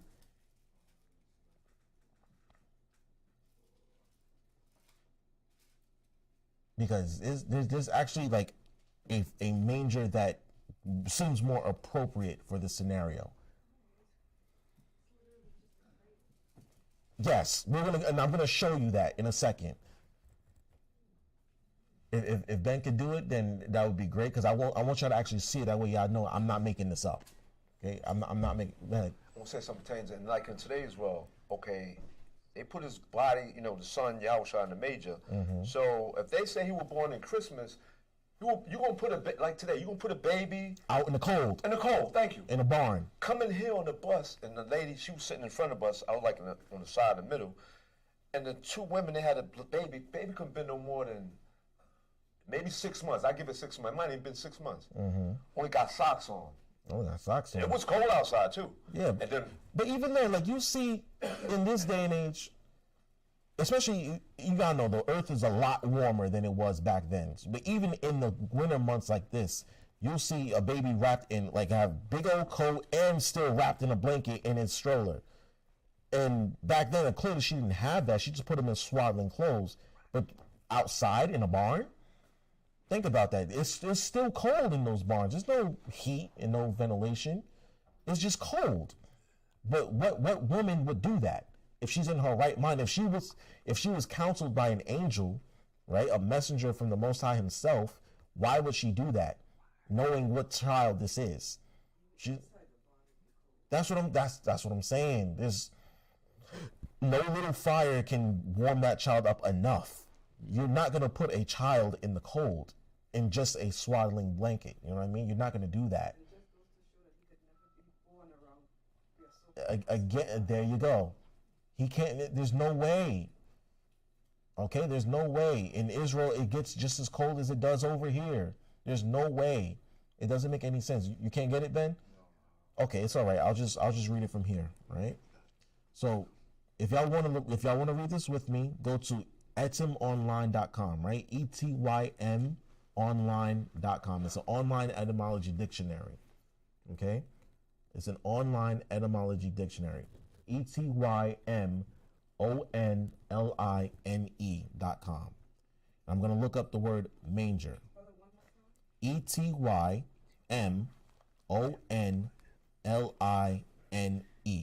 Okay? If you ever want to look up words, where they come from, this is one of the most one of the best resources that you can use. Right? It's an online etymology dictionary. And I looked up manger. Right? What's this thing doing? Right? Now, it does say that it's a box or trough in a stable or cow shed from which horses and cattle eat food other than hay. So it says other than hay. So who knows what's in that manger, right? So again, do you think that a black woman who was counseled by an angel would put her firstborn, newborn son in something that horses eat, something other than hay? Think about, just think about it for a second. Does that sound smart? Would any of you do that? No, right? I would hope not, right? So I want you to scroll down a little bit, right? Until we get to the word crib, right? It says a crib, manger, right? To eat, from Latin, manducare, to chew, eat, right? Now, I want y'all to look up the word. Scroll down. If you scroll down a little bit more, right, there's an actual link to the word crib, okay? Crib. Old English crib, manger of a cattle stable, fodder bin in cow sheds in fields, right? From the West Germanic word, source of also Old Saxon cribia, manger, right? Old High German kripia, right? Different words for the word manger, where it comes from, right? Then it says Old High German krippa, German krippy, crib, manger, right? Probably related to German krieb, basket, right? Meaning, listen to this, meaning enclosed child's bed with barred sides, right? Is 1640s, probably in frequent use to reference to the manger where Jesus' infant was laid. So she put him in a crib, with a child's bed with barred sides. Like you had a crib when you were a baby and slept in it. She put him in a crib, okay? And it says, these slang for house, public house, shop, dates to at least 1812, but late 20th century. Slang used for dwelling house, okay? So she didn't put him in some horse trough in a barn. She put him in a bed, right? She put him in a bed. She didn't put him in some cow feeder. Because what woman would do that in her right mind? Why would she do that? Go ahead, Ben. And the angel already told her he was going to be a special son. He was going to be the son of the highest. Or you going to put the son of the highest in Like, who does that? So she put him in a bed. She put him in a crib in swaddling clothes. Where would she get that from? Where, like, they clearly, someone made provisions for her, because it said that there was no room for them in the inn, but clearly someone made provisions for her. All right? Let's go back. And can I say something? Absolutely. And the reason why there was no room in the inn, because what was taking place? The taxing, yeah, that too. The Passover That was too. happening. Absolutely. Everybody was coming to Jerusalem to keep the Passover. So there wasn't no room in the inn. It was already booked and filled. Absolutely. Everybody was at least on their way to Passover. Remember, they were in Bethlehem, right? Bethlehem is a little bit away from Jerusalem, but people were still making preparations to go to Jerusalem. And these are journeys. These are people making journeys. So, of course, they're making pit stops, and we've been traveling for a couple of days. Let's take a rest here. And, of course, it was the tax season or the census time. So, of course, everybody's going back to their own town. They're in Bethlehem, so there was no room for them. But clearly, someone made provisions for her because she's pregnant, she gave birth, and now she put him in a crib. So, where do y'all get a barn from? Where do you get a horse trotter from? Where? And that's why it's very important to allow not the enemy to tell our history. Absolutely. Because he's going to give his spin, his spin on the history which he knows nothing about. Exactly. He's going to give you his bullcrap, watered down, how should I, depreciated history because he know it represents you. So he's going to put his twisted value on it. Understand? So we have to interpret and know our own history. We can't allow the enemy to tell us our history. Absolutely. Absolutely. And clearly Yahawashi was born at night, because read on in we'll finish verse 7. The book of Luke chapter 2, verse 7. And she brought forth her firstborn son and wrapped him in swaddling clothes and laid him in a manger. Because there was no room for her in the inn. Read again. Because there was no room for them in the inn. And she brought forth her firstborn son and wrapped him in swaddling clothes and laid him in a manger, because there was no room for them in the inn. Right, she had a crib. She put him in a crib. Go ahead, Katarza. No, also, and at the time, Herod wanted to kill the child when he got word. We're gonna get to that. We're gonna get to that. Okay. Go ahead. And there were in the same country shepherds abiding in the field, keeping watch over their flock by night. By when? And lo, the angel of the Lord, the outer one. No. Read verse 2 again. Well, verse 10 or 8? Verse 8. Oh, very pardon me. Right, book of Luke chapter 2, verse 8. And there were in the same country shepherds abiding in the field. Abiding in the field. They were outdoors, right? Outdoors. When? Read on. Keeping watch over their flock by night. By night. So clearly Yahawashi was born at night, right? And there were shepherds abiding in the fields, okay? If it's the dead of winter, December 25th, y'all saw how cold it was on Christmas Day, right? Y'all saw how cold it's been this last week. Yes. So at night, it's even colder because there's no sun and there's wind. Clearly, they were not outside when he was born, but there were shepherds outside feeding their flock at night, okay? It's too cold to be outside feeding your flock at night, all right? Read on. And lo, the angel of the Lord, the outer one, came upon them. And the glory of the Lord, outer one, shone round about them. Right. There were lights and chariots in the heavens circling them. Right. Things started to appear in the heavens. Right. Go ahead. And they were sore afraid. And it scared them. Right. It scared them. Read on. And the angel said unto them, Fear not. Right. You know what's funny? Thank you, Micah Ali. He just texted me. He said, and Joseph was a carpenter, so he probably built her a crib. He built her a crib to put him in. Right? I didn't even think about that. Thank you. He built him a crib to put. Remember, they were being prepared to leave, so they understood. Okay, he might be delivered along the way. So let's make all the preparations necessary. And one of those preparations could have very well have been a crib that he built. Right? I didn't even think about that. The water, Uncle Mike. Thank you. Right? Read on. And the angel said unto them, Fear not, for behold, I will bring you good tidings of great joy, which shall be to all people. Right. So he's saying again, the angel is trying to calm people's nerves. Like, hey, I'm here on good news. I'm here on good business. Right. Read on. For unto you is born this day in the city of David a Savior. A Savior, right. Which is a Mashiach Yahawashi, the outer one. Right. Go ahead. And this shall be a sign unto you. Ye shall find the babe wrapped in swaddling clothes, lying in a manger. Lying in a manger, right? So he's telling the shepherds, look, nearby, the Savior of the world has been born, okay? And I'm going to tell y'all where he's at. He's in Bethlehem. Okay, so go and worship him, right? Read on. And suddenly there was with the angel a multitude of the heavenly hosts praising the Most High Power, saying, Glory to the Most High Power in the highest, and on earth peace, goodwill toward men. Right, go ahead. And it came to pass, as the angels were gone away from them into heaven, the shepherds said one to another, Right. Let us now go even unto Bethlehem, Right.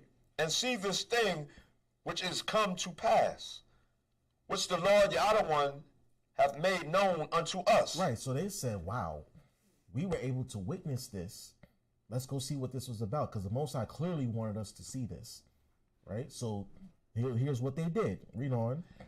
And they came with haste, and found Mary and Joseph, and the babe lying in a manger. And when they had seen, and when they had seen it, they made known abroad the saying which was told them concerning this child. Right, they saw they went and told people what they witnessed. They told the people about the chariots and the angels and the praising, and told them, look, the angel told us to go to Bethlehem and see him.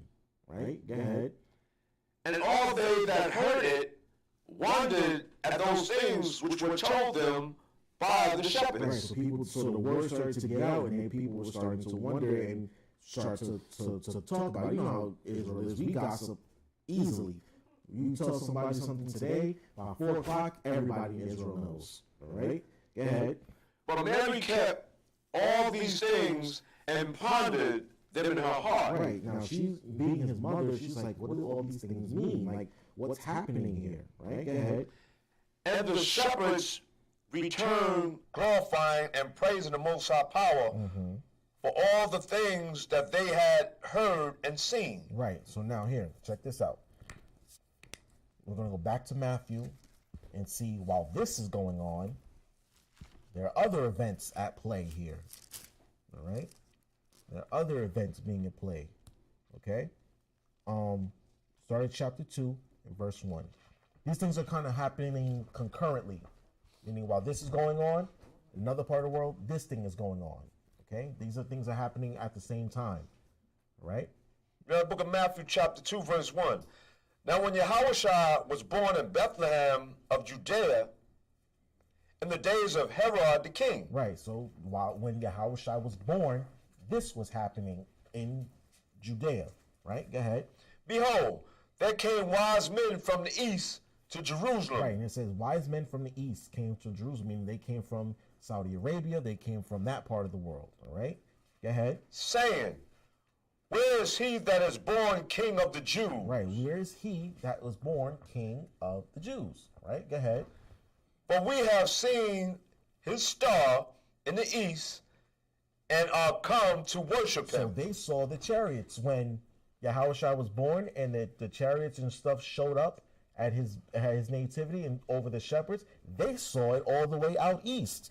To show you how big of a magnificent event it was, they saw it all the way out east of Israel. Okay? Read on. Can I say something? Go ahead, go ahead. Also, too, whenever there was a birth of a significant or a major person in history, there was always a star that signified the birth of a certain leader or rulership, a great leader, right? Or whenever someone died of great importance, that star will shine or show up in the heavens. Absolutely. And of course, the Son of the Most High was born, so how much more of a magnificent announcement can you give him? It says the angels were rejoicing in heaven, and the shepherds saw it, and clearly these wise men saw it too. Right? Go ahead. When Herod the king had heard these things, he was troubled, and all Jerusalem with him. All Jerusalem was troubled with him. Why? Yeah, exactly. They know a king was being born, and they knew what time it was for. As you know, when once do that, they're gonna move out the way.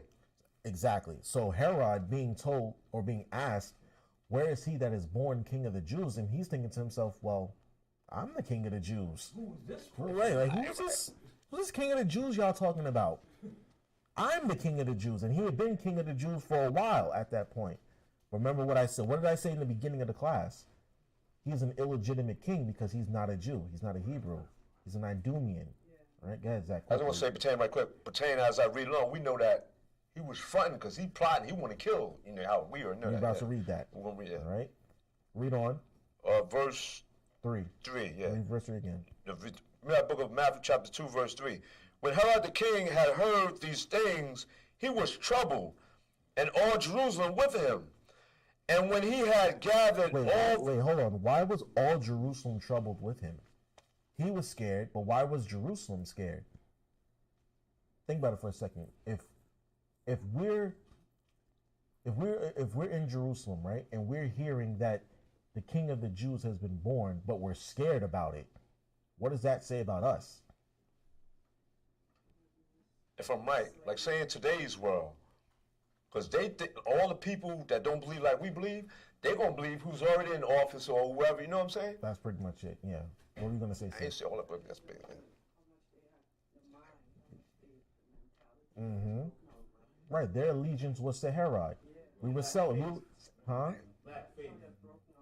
But more so, we pledged ourselves to Herod, right? He was our king in our eyes back in those days. So we're hearing King of the Jews.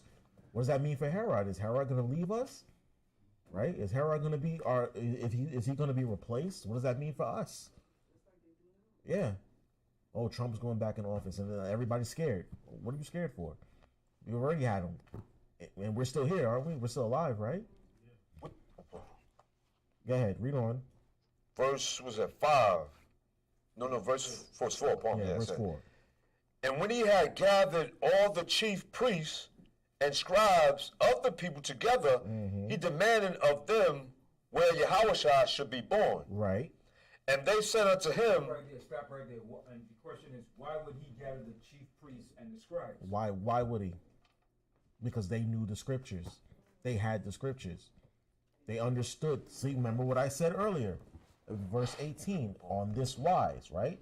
You have to know, you got to know it. You got to know the prophecy, you got to know the history, you got to know the commandments, okay? Because all of that contains information leading to when Yahawashi would be born, how you know it was him, right? All of those things are recorded in the scripture, so why else would he call them, right? So he wants to know, okay, where is this boy, right? Where is he, all right? Go ahead. And notice he didn't call nobody else. He called the so chief. He had to know the history of us in order for him to call the chief priests and scribes. Because he could call a regular Joe, no, but he called the chief priests and the scribes. Exactly. Because they were the authority of the scriptures and they knew the prophecies of things that was going to take place. Exactly. Hold what you got. Get me Ezra chapter 7 and verse 6.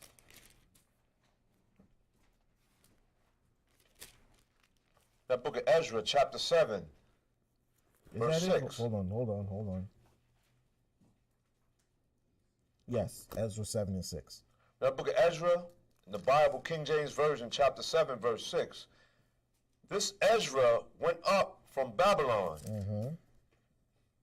and he was a ready scribe in the law of Moses, which the Lord Yahweh Most High Power of Israel had given.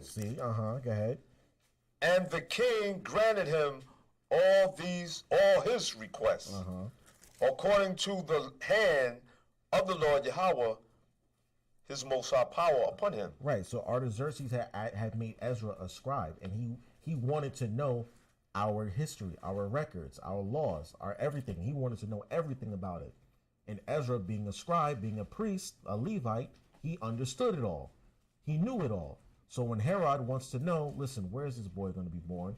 Like Ben said, he's called his chief scribes and the elders. Those who knew these things left and right like the back of their hand. He ain't called no dummies. It's like calling your college professors and saying, okay, explain to me nuclear physics, okay? You're not going to call an English professor to ask you about nuclear physics. You're gonna look for a nuclear physicist. So if you want to know things about the law and the scriptures, you're going to look for scribes, Pharisees, and chief elders, okay? Those who knew these things in and out, all right? So where do we leave off? Verse 7? No, read verse 5 again. Okay. Read the book of Ezra, chapter 7, verse 5. The son of Abishai. No, Matthew. Oh, go back to Matthew? Yeah, go back to Matthew Oh, okay. chapter 2, verse 5. We're almost done. We're almost done. Matthew 4, 5? 2 and 5. Or 2, 4.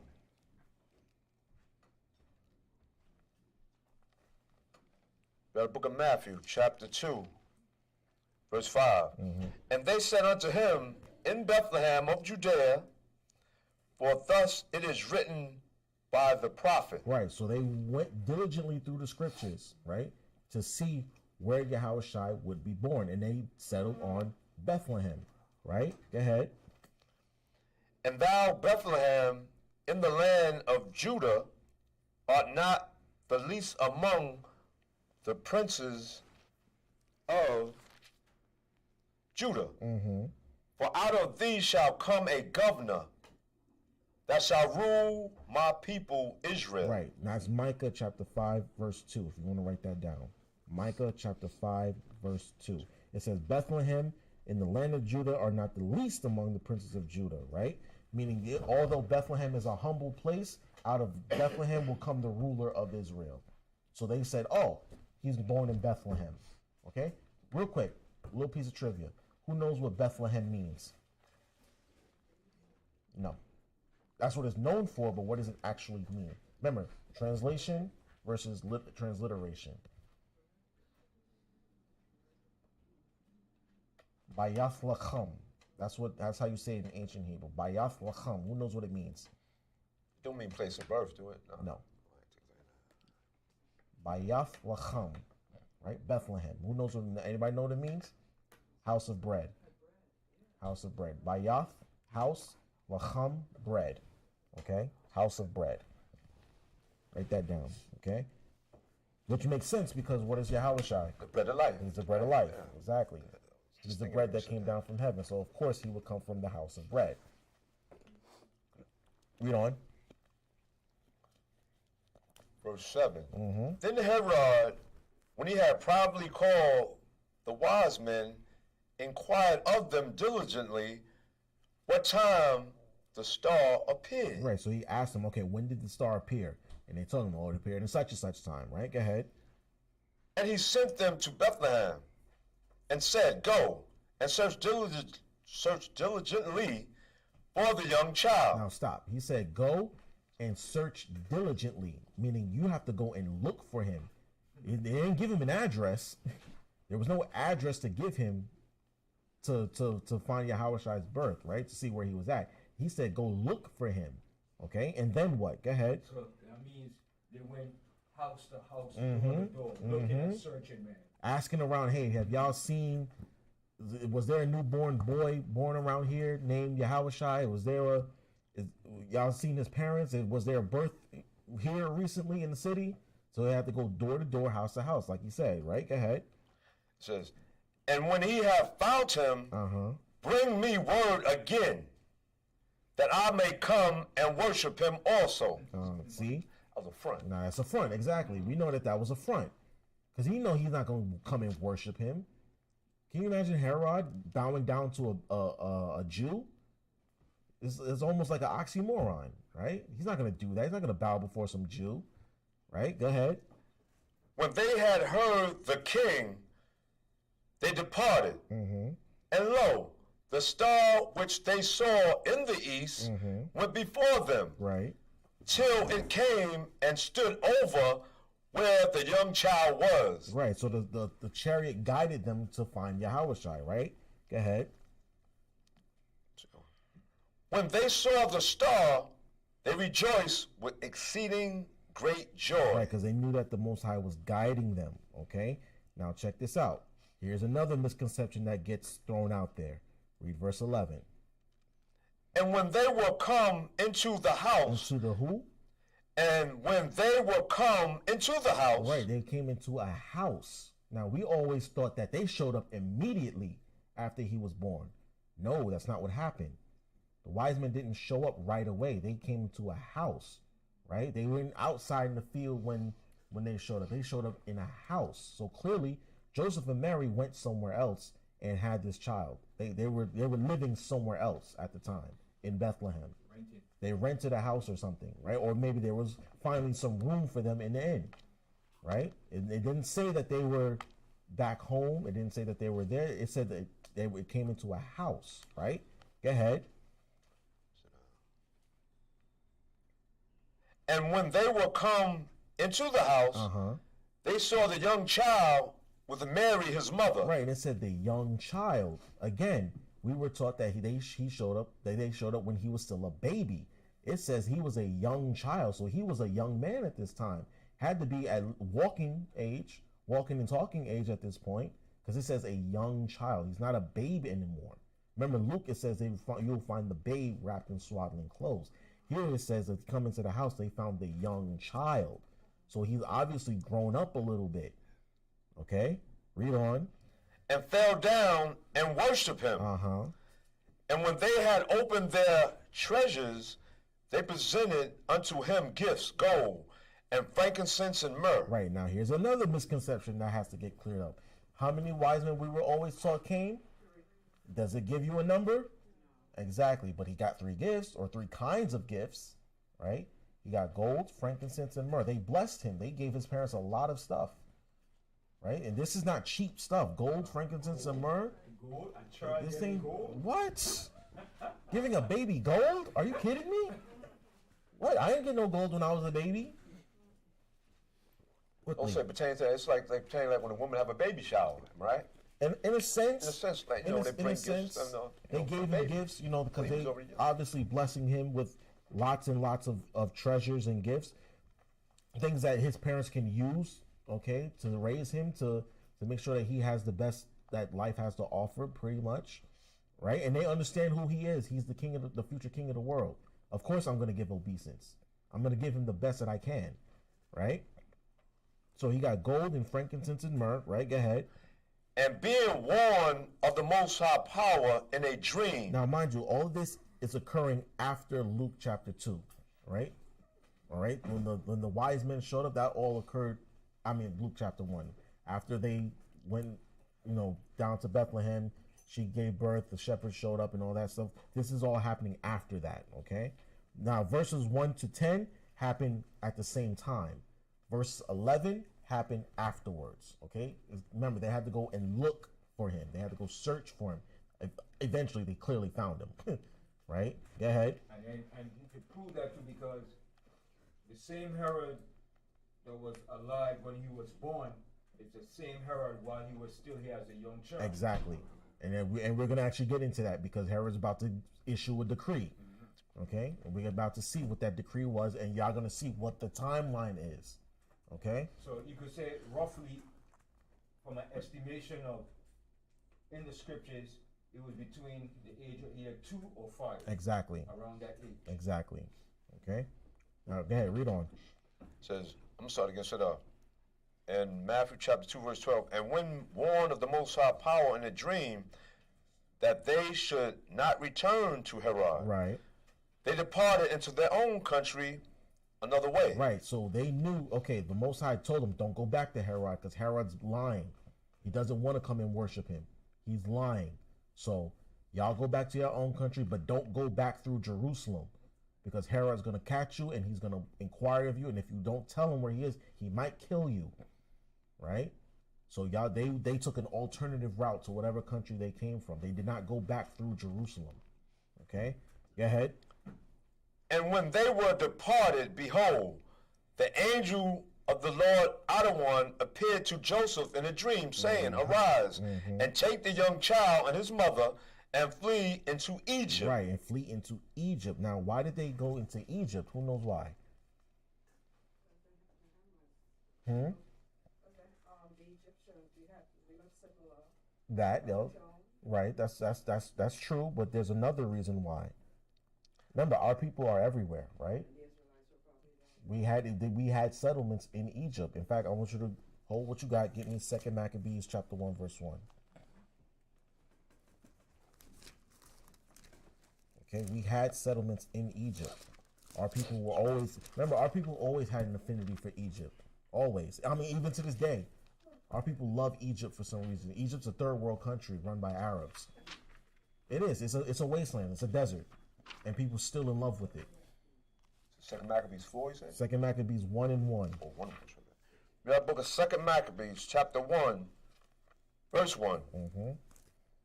The brethren, the Jews that be at Jerusalem and in the land of Judea, which unto the brethren, the Jews that are throughout Egypt. Throughout Egypt. So we had people in Egypt. Some of our people were still in Egypt. Give me Jeremiah 44 and 1. Jump down to read 10 to 10. Okay, 10th verse? Okay, yeah. Actually, no, it's funny. I did have that written. Read 10th verse, right? In Maccabees still, right? Yes. We got the book of Second Maccabees, chapter 1, verse 10. In the 180 and eighth year. 10th, in the 180 and eighth year, right, 188th year, go ahead. the people that were at Jerusalem and in Judea and the council and Judas sent greeting and health unto Aristobulus. pronounce it again, right? Aristobulus. Aristobulus, and Ptolemus, Aristobulus, and King Ptolemus, King Ptolemy, master who was of the stock of the anointed priests, and to the Jews that were in Egypt. See, the Jews that were in Egypt. So we had people in Egypt. We had settlements there, right? Now go to Jeremiah 44 and 1.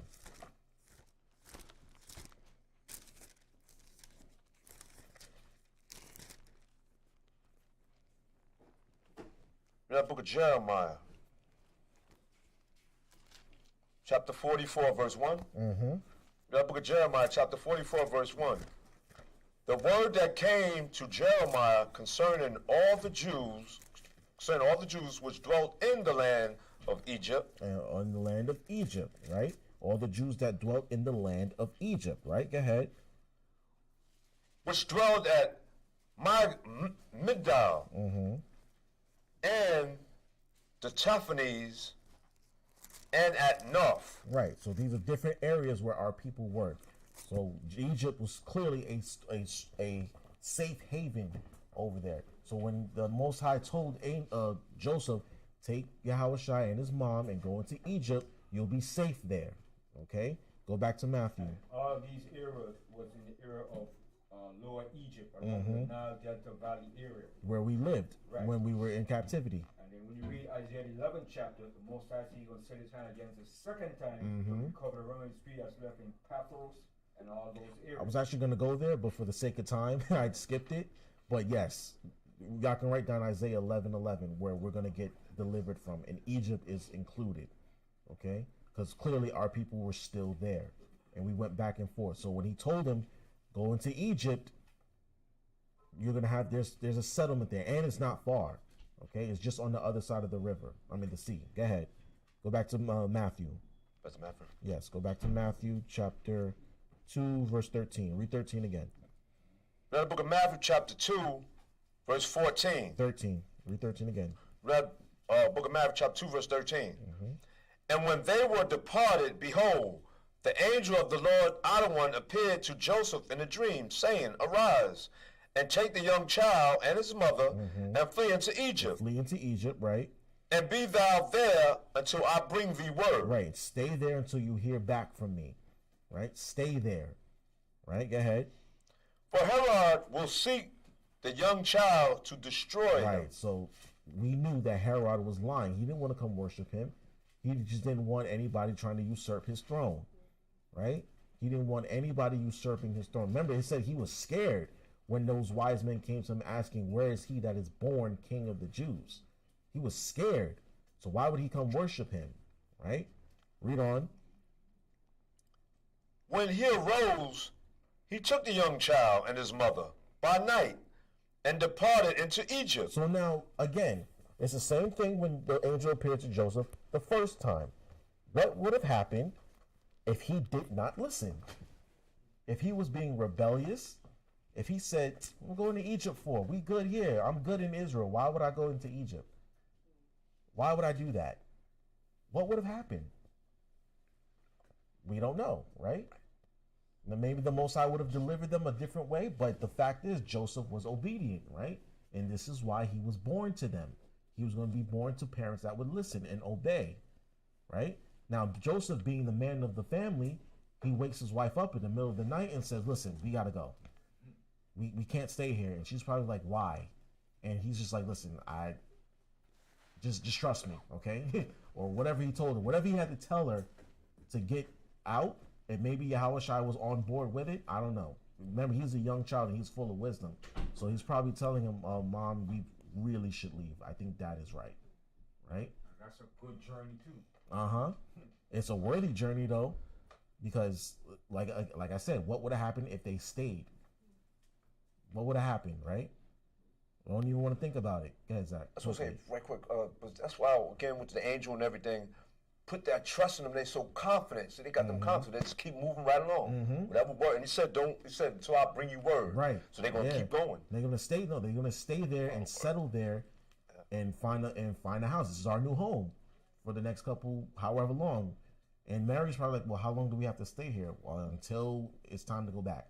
Until I get word from the angels it's time to go back, we're going to stay here. So get comfortable. Right? Go ahead. We're almost done, y'all. We're almost done. Okay, verse 15. And was there until the death of Herod, right, that it might be fulfilled which was spoken of the Lord out of one by the prophet, saying, out of Egypt have I called my son. Right, out of Egypt have I called my son. Y'all can write down Hosea 11:1 for that, okay? It said, when Israel was a child, I loved him, and out of Egypt have I called my son. But it's also talking about Yahawashi, right? Now, it says they stayed there until the death of Herod. So clearly when Herod died, they knew that, okay, that word went out that Herod is dead. It might be safe to go back to Israel. But while before Herod died, he did this, okay? Verse 16. Then Herod, when he saw that he was mocked of the wise men, was exceedingly wroth. Right, he was angry. Once he knew that they played him, because they went back into their own country, another way, they never came back. Notice, they never reported back to him, right? So once he found that out, he was angry, right? And when white men get angry, things get dangerous, right? When powerful white men get angry and they feel like they've been disrespected, what happens? People start dying. They start killing, all right? It's from an early age. These Edomite children, it's in their DNA. They can't help it, huh? Exactly. That's when they feel that they've been played and disrespected. Oh, somebody has to die. Like they have to die for this. Yeah. So that's the same. Like Cain and Esau had the same spirit. Yeah. Right? Esau is Cain. Right. Same spirit. Yeah. Same person. Herod may be Esau. Well, he is an Edomite, but he might be Esau all over again because he was about to be usurped. He knew that he was about to be usurped, so he said, nah, I got to kill him. This boy has to die. So y'all understand, right? When Edomite men feel disrespected, powerful Edomite men, when they feel disrespected and they feel played, they feel like somebody's out to try and get one over on them, people start dying. They start waging war. They start committing genocide. They shoot up schools and this, that, and the third. Y'all see it? In churches, exactly. Churches, right? Churches, post offices, Walmart, public parks. People start dying because they feel disrespected. Isn't that something? Perpetual hatred. And it's not just the person who disrespected them or perceived to be disrespecting them. Everybody got to go. Everybody got to die. What kind of evil spirit is that? I'm going to kill a child because I think that he's going to usurp me. Going in a school, in a kindergarten school, and shoot up the kids. You're gonna kill the babies because I feel disrespected. Go ahead, Quara. I want to say something. Esau got this I knew pride. that. They think you think you're better than me. That's why. Yeah, exactly. You think you better than me because you know what I mean. That's what it is. That's what it is. That when Edomite men feel disrespected, they start murdering people, and that's what we're about to see. All right, read on, Zach. And sent forth and slew all the children that were in Bethlehem. All the children that were in Bethlehem, right? In Bethlehem, right? Because he knew that that's where Yahawashi was born, but he didn't know that he had left already, that they escaped before this happened, right? Go ahead. And in all the coast thereof. And in the surrounding cities too, not just in Bethlehem, but around them too. He sent in their armies, and they just started killing kids. Isn't that wicked? So imagine all these school shooting happenings, right? Imagine our children all happening at the same time in one big landmass. Think of all of our children at the beach or something, and then all of a sudden the police just start rolling in and start gunning our children down one by one. Isn't that a sight to? You don't even want to think about it, right? So we're reading about it, but imagine living it, right? All because he feels disrespected. Go ahead, Zach. So right quick, add on to that. So you see how now, like in today's world, the Most High and Yahawashi, he's trying to get our people to realize what we know. So these school shooting, all this, hurricanes, where it's happening, it's not killing our people. But you just gone to that public school, happening. Yeah, you see where it's happening, and it's funny because our kids don't shoot up schools, and we have a lot of. They put metal detectors in our schools, right? And we have a lot of issues amongst each other in our schools, but we never bring a gun to school and start shooting up the school. No, we don't. We sure don't. No, our violence is focused, okay? If we're going to kill somebody, we're going to kill somebody who we got beef with, right? As wicked as that is, even though we're not going to go and create a whole bunch of collateral damage just because me and this one brother got beef, so I'm bringing my gun to school and shoot up everybody. That's not in our DNA. It's not in our nature. It's not our culture. We don't do that. We don't do that. That's an Edomite thing. They do that type of stuff, okay? I feel disrespected by one individual, so everybody has to die. I can't get my way. Right. Mm-hmm. Like a little child. Like a petulant child that Esau is. He's a petulant child. Okay? All right, let's read on. Let's finish this up. Yep, said. And sent forth and slew all the children that were in Bethlehem and in all the coast thereof. Right. From 2 years old and under. According to the time which he had diligently inquired of the wise men. So clearly, you see, Yahawashi was around that age. He was around that age. Yeah. When the wise men showed up, he was about 2 years old. Remember, it said a young child. He wasn't a baby anymore.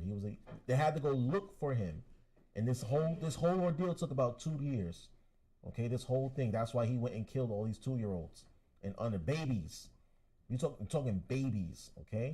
Can barely walk and talk and chew solid food, but he want to kill them all because he feels disrespected. Punk. Yeah, he's a punk. He's a petulant child, a child murderer. Okay. All right. Read on. Then was fulfilled that which was spoken by Jeremy, the prophet, saying, "In Ramah was there a voice heard, lamentation and weeping, right, and great mourning." And great mourning, meaning great crying and wailing, right? Go ahead. Rachel weeping for her children. Right, Rachel weeping for her children, right? Remember, Rachel was one of Jacob's wives, and she's crying for her children. Why? Because they're being slaughtered, right? Go ahead. And would not be comforted, because they are not. Because they're dead. When it says they are not, it means that they're dead, all right? Go ahead. But when Herod was dead, behold, the angel of the Lord Adonai appeared. Slack, brothers and sisters. That's Jeremiah 40:1. If y'all want to write that down, that prophecy right there is Jeremiah 40:1, where our children were going to be slaughtered. Okay, go ahead. But when Herod was dead, behold, the angel of the Lord Adonai appeared in a dream to Joseph in Egypt, saying, "Arise and take the young child and his mother, and go into the land of Israel." He said, "Okay, it's safe to go back. It's safe to go back to Israel now." Right? Go ahead. But they are dead which sought the young child's life. And sought the young child, right? The people who were looking for him, they're dead now, so it's safe to go back. All right, go ahead. And he arose and took the young child and his mother and came into the land of Israel. Right, go ahead. But when he heard that Archelaus did reign in Judea Uh-huh. in the room of his father Herod. Right, so Herod's son took his throne, right? Go ahead. He was afraid to go thither. Right, he was afraid to move closer to, he didn't want to go back to Galilee, essentially, right? Go ahead. Notwithstanding, being warned of the Most High power in a dream, he Right. turned aside into the parts of Galilee. Right, go ahead. And he came and dwelt in a city called Nazareth, Right, Nazareth, right? Go ahead. that it might be fulfilled, which was spoken by the prophets, he shall be called a Nazarene. Right, should be called a Nazarene. So they didn't go back to the same area where they lived in. They went to Nazareth, all right, and they settled there. Okay, Nazareth is different from Galilee. Am I right in that assertion? That It's more or less in the same vicinity. Okay. More, yeah, same because that was Yahawashi's favorite chilling out spot. right, Galilee, right? He loved to go up in Galilee. Yeah, that's And right. that's where they got all them nice Junie mangoes, man. In Galilee, whoa, man. So as y'all can see, he made it safely back into Jerusalem, or not Jerusalem, into Israel, and was able to live there until he began his ministry. So y'all see his birth and his nativity was a little bit different than what we're used to being taught as kids and young adults. All right.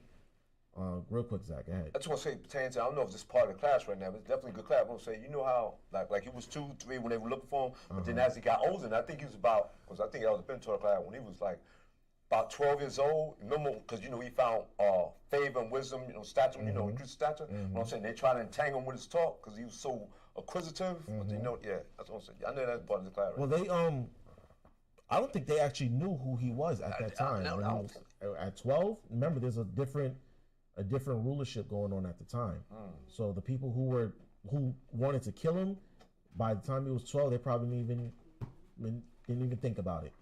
And it wasn't until he turned 30 and he started his ministry, that's when he was like, oh, him, right? It was him that they were looking for back in the day. Yeah, because he even said, Herod, Herod's trying to kill you. right, Herod said he was the one that killed John the Baptist. He said, wait a minute, is John the Baptist back again? Right. Right, so this was the other lineage of the Herods that was ruling. And that's the one that Yahawashi called a fox. Yep. Because you had at least a whole family line of Herod. You had Herod Antipas, Herod the Great. You had Philip.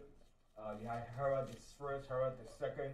And this Herod here, that when Yahawashi was at 30, that's the one he called a fox. Exactly. In That's fact, the one that beheaded John the Baptist.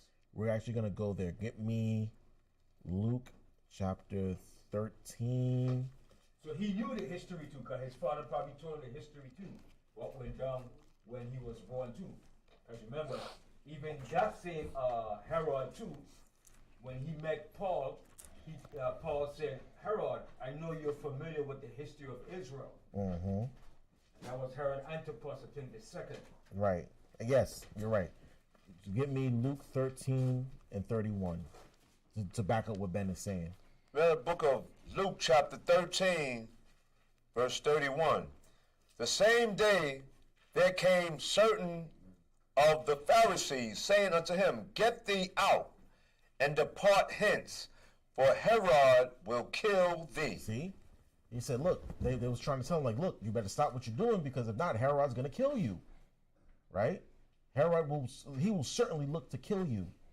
Okay? So you teaching all this kingdom this and kingdom that, you better stop all that noise, because Herod's going to try and kill you. Read on. And he said unto them, Go ye, and tell that fox. Right, he said, go ahead, tell him what I'm doing. Tell that fox, right? Sly fox. Right, tell that little devil, go ahead. Behold, I Yahawashi cast out devils, and I do cures today and tomorrow. And the third day I shall be perfect. Perfected. He's saying, look, go ahead. I'm not scared. I'm not scared of him. Right. For what? What? I'm not out here committing crimes. I'm not out here deceiving the people. He said, I cast out devils and I do cures today and tomorrow. I'm not out here, being a ruckus. I'm not out here causing trouble. I'm out here doing the work. And that's the stance that we have to take also. When people tell us, look, the government's watching you, it's like, okay, let them watch. Okay, they want to watch us. Look, we just reading the Bible. We're not out here killing nobody. We're not out here hurting nobody. We just out here reading and teaching the Bible. That's it. So if y'all want to get us for that, so be it. Fine. I'm not scared. Right? I'm not scared of Trump or Biden or whoever. We're not afraid of them. Right?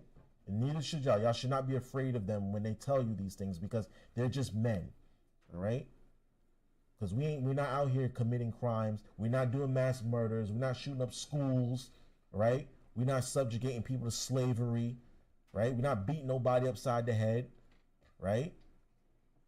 So we just out here trying to read the Bible and teach the Bible and get our people to act right. That's it. That's all we're doing. Quickly. But in the world today, they call good evil and evil good. So. But and that's what they're doing here. Yeah, that's what I'm saying. They're trying to tell Yahawashi, look, you're doing evil. No, I'm casting out devils and I'm doing cures. Yeah, sis.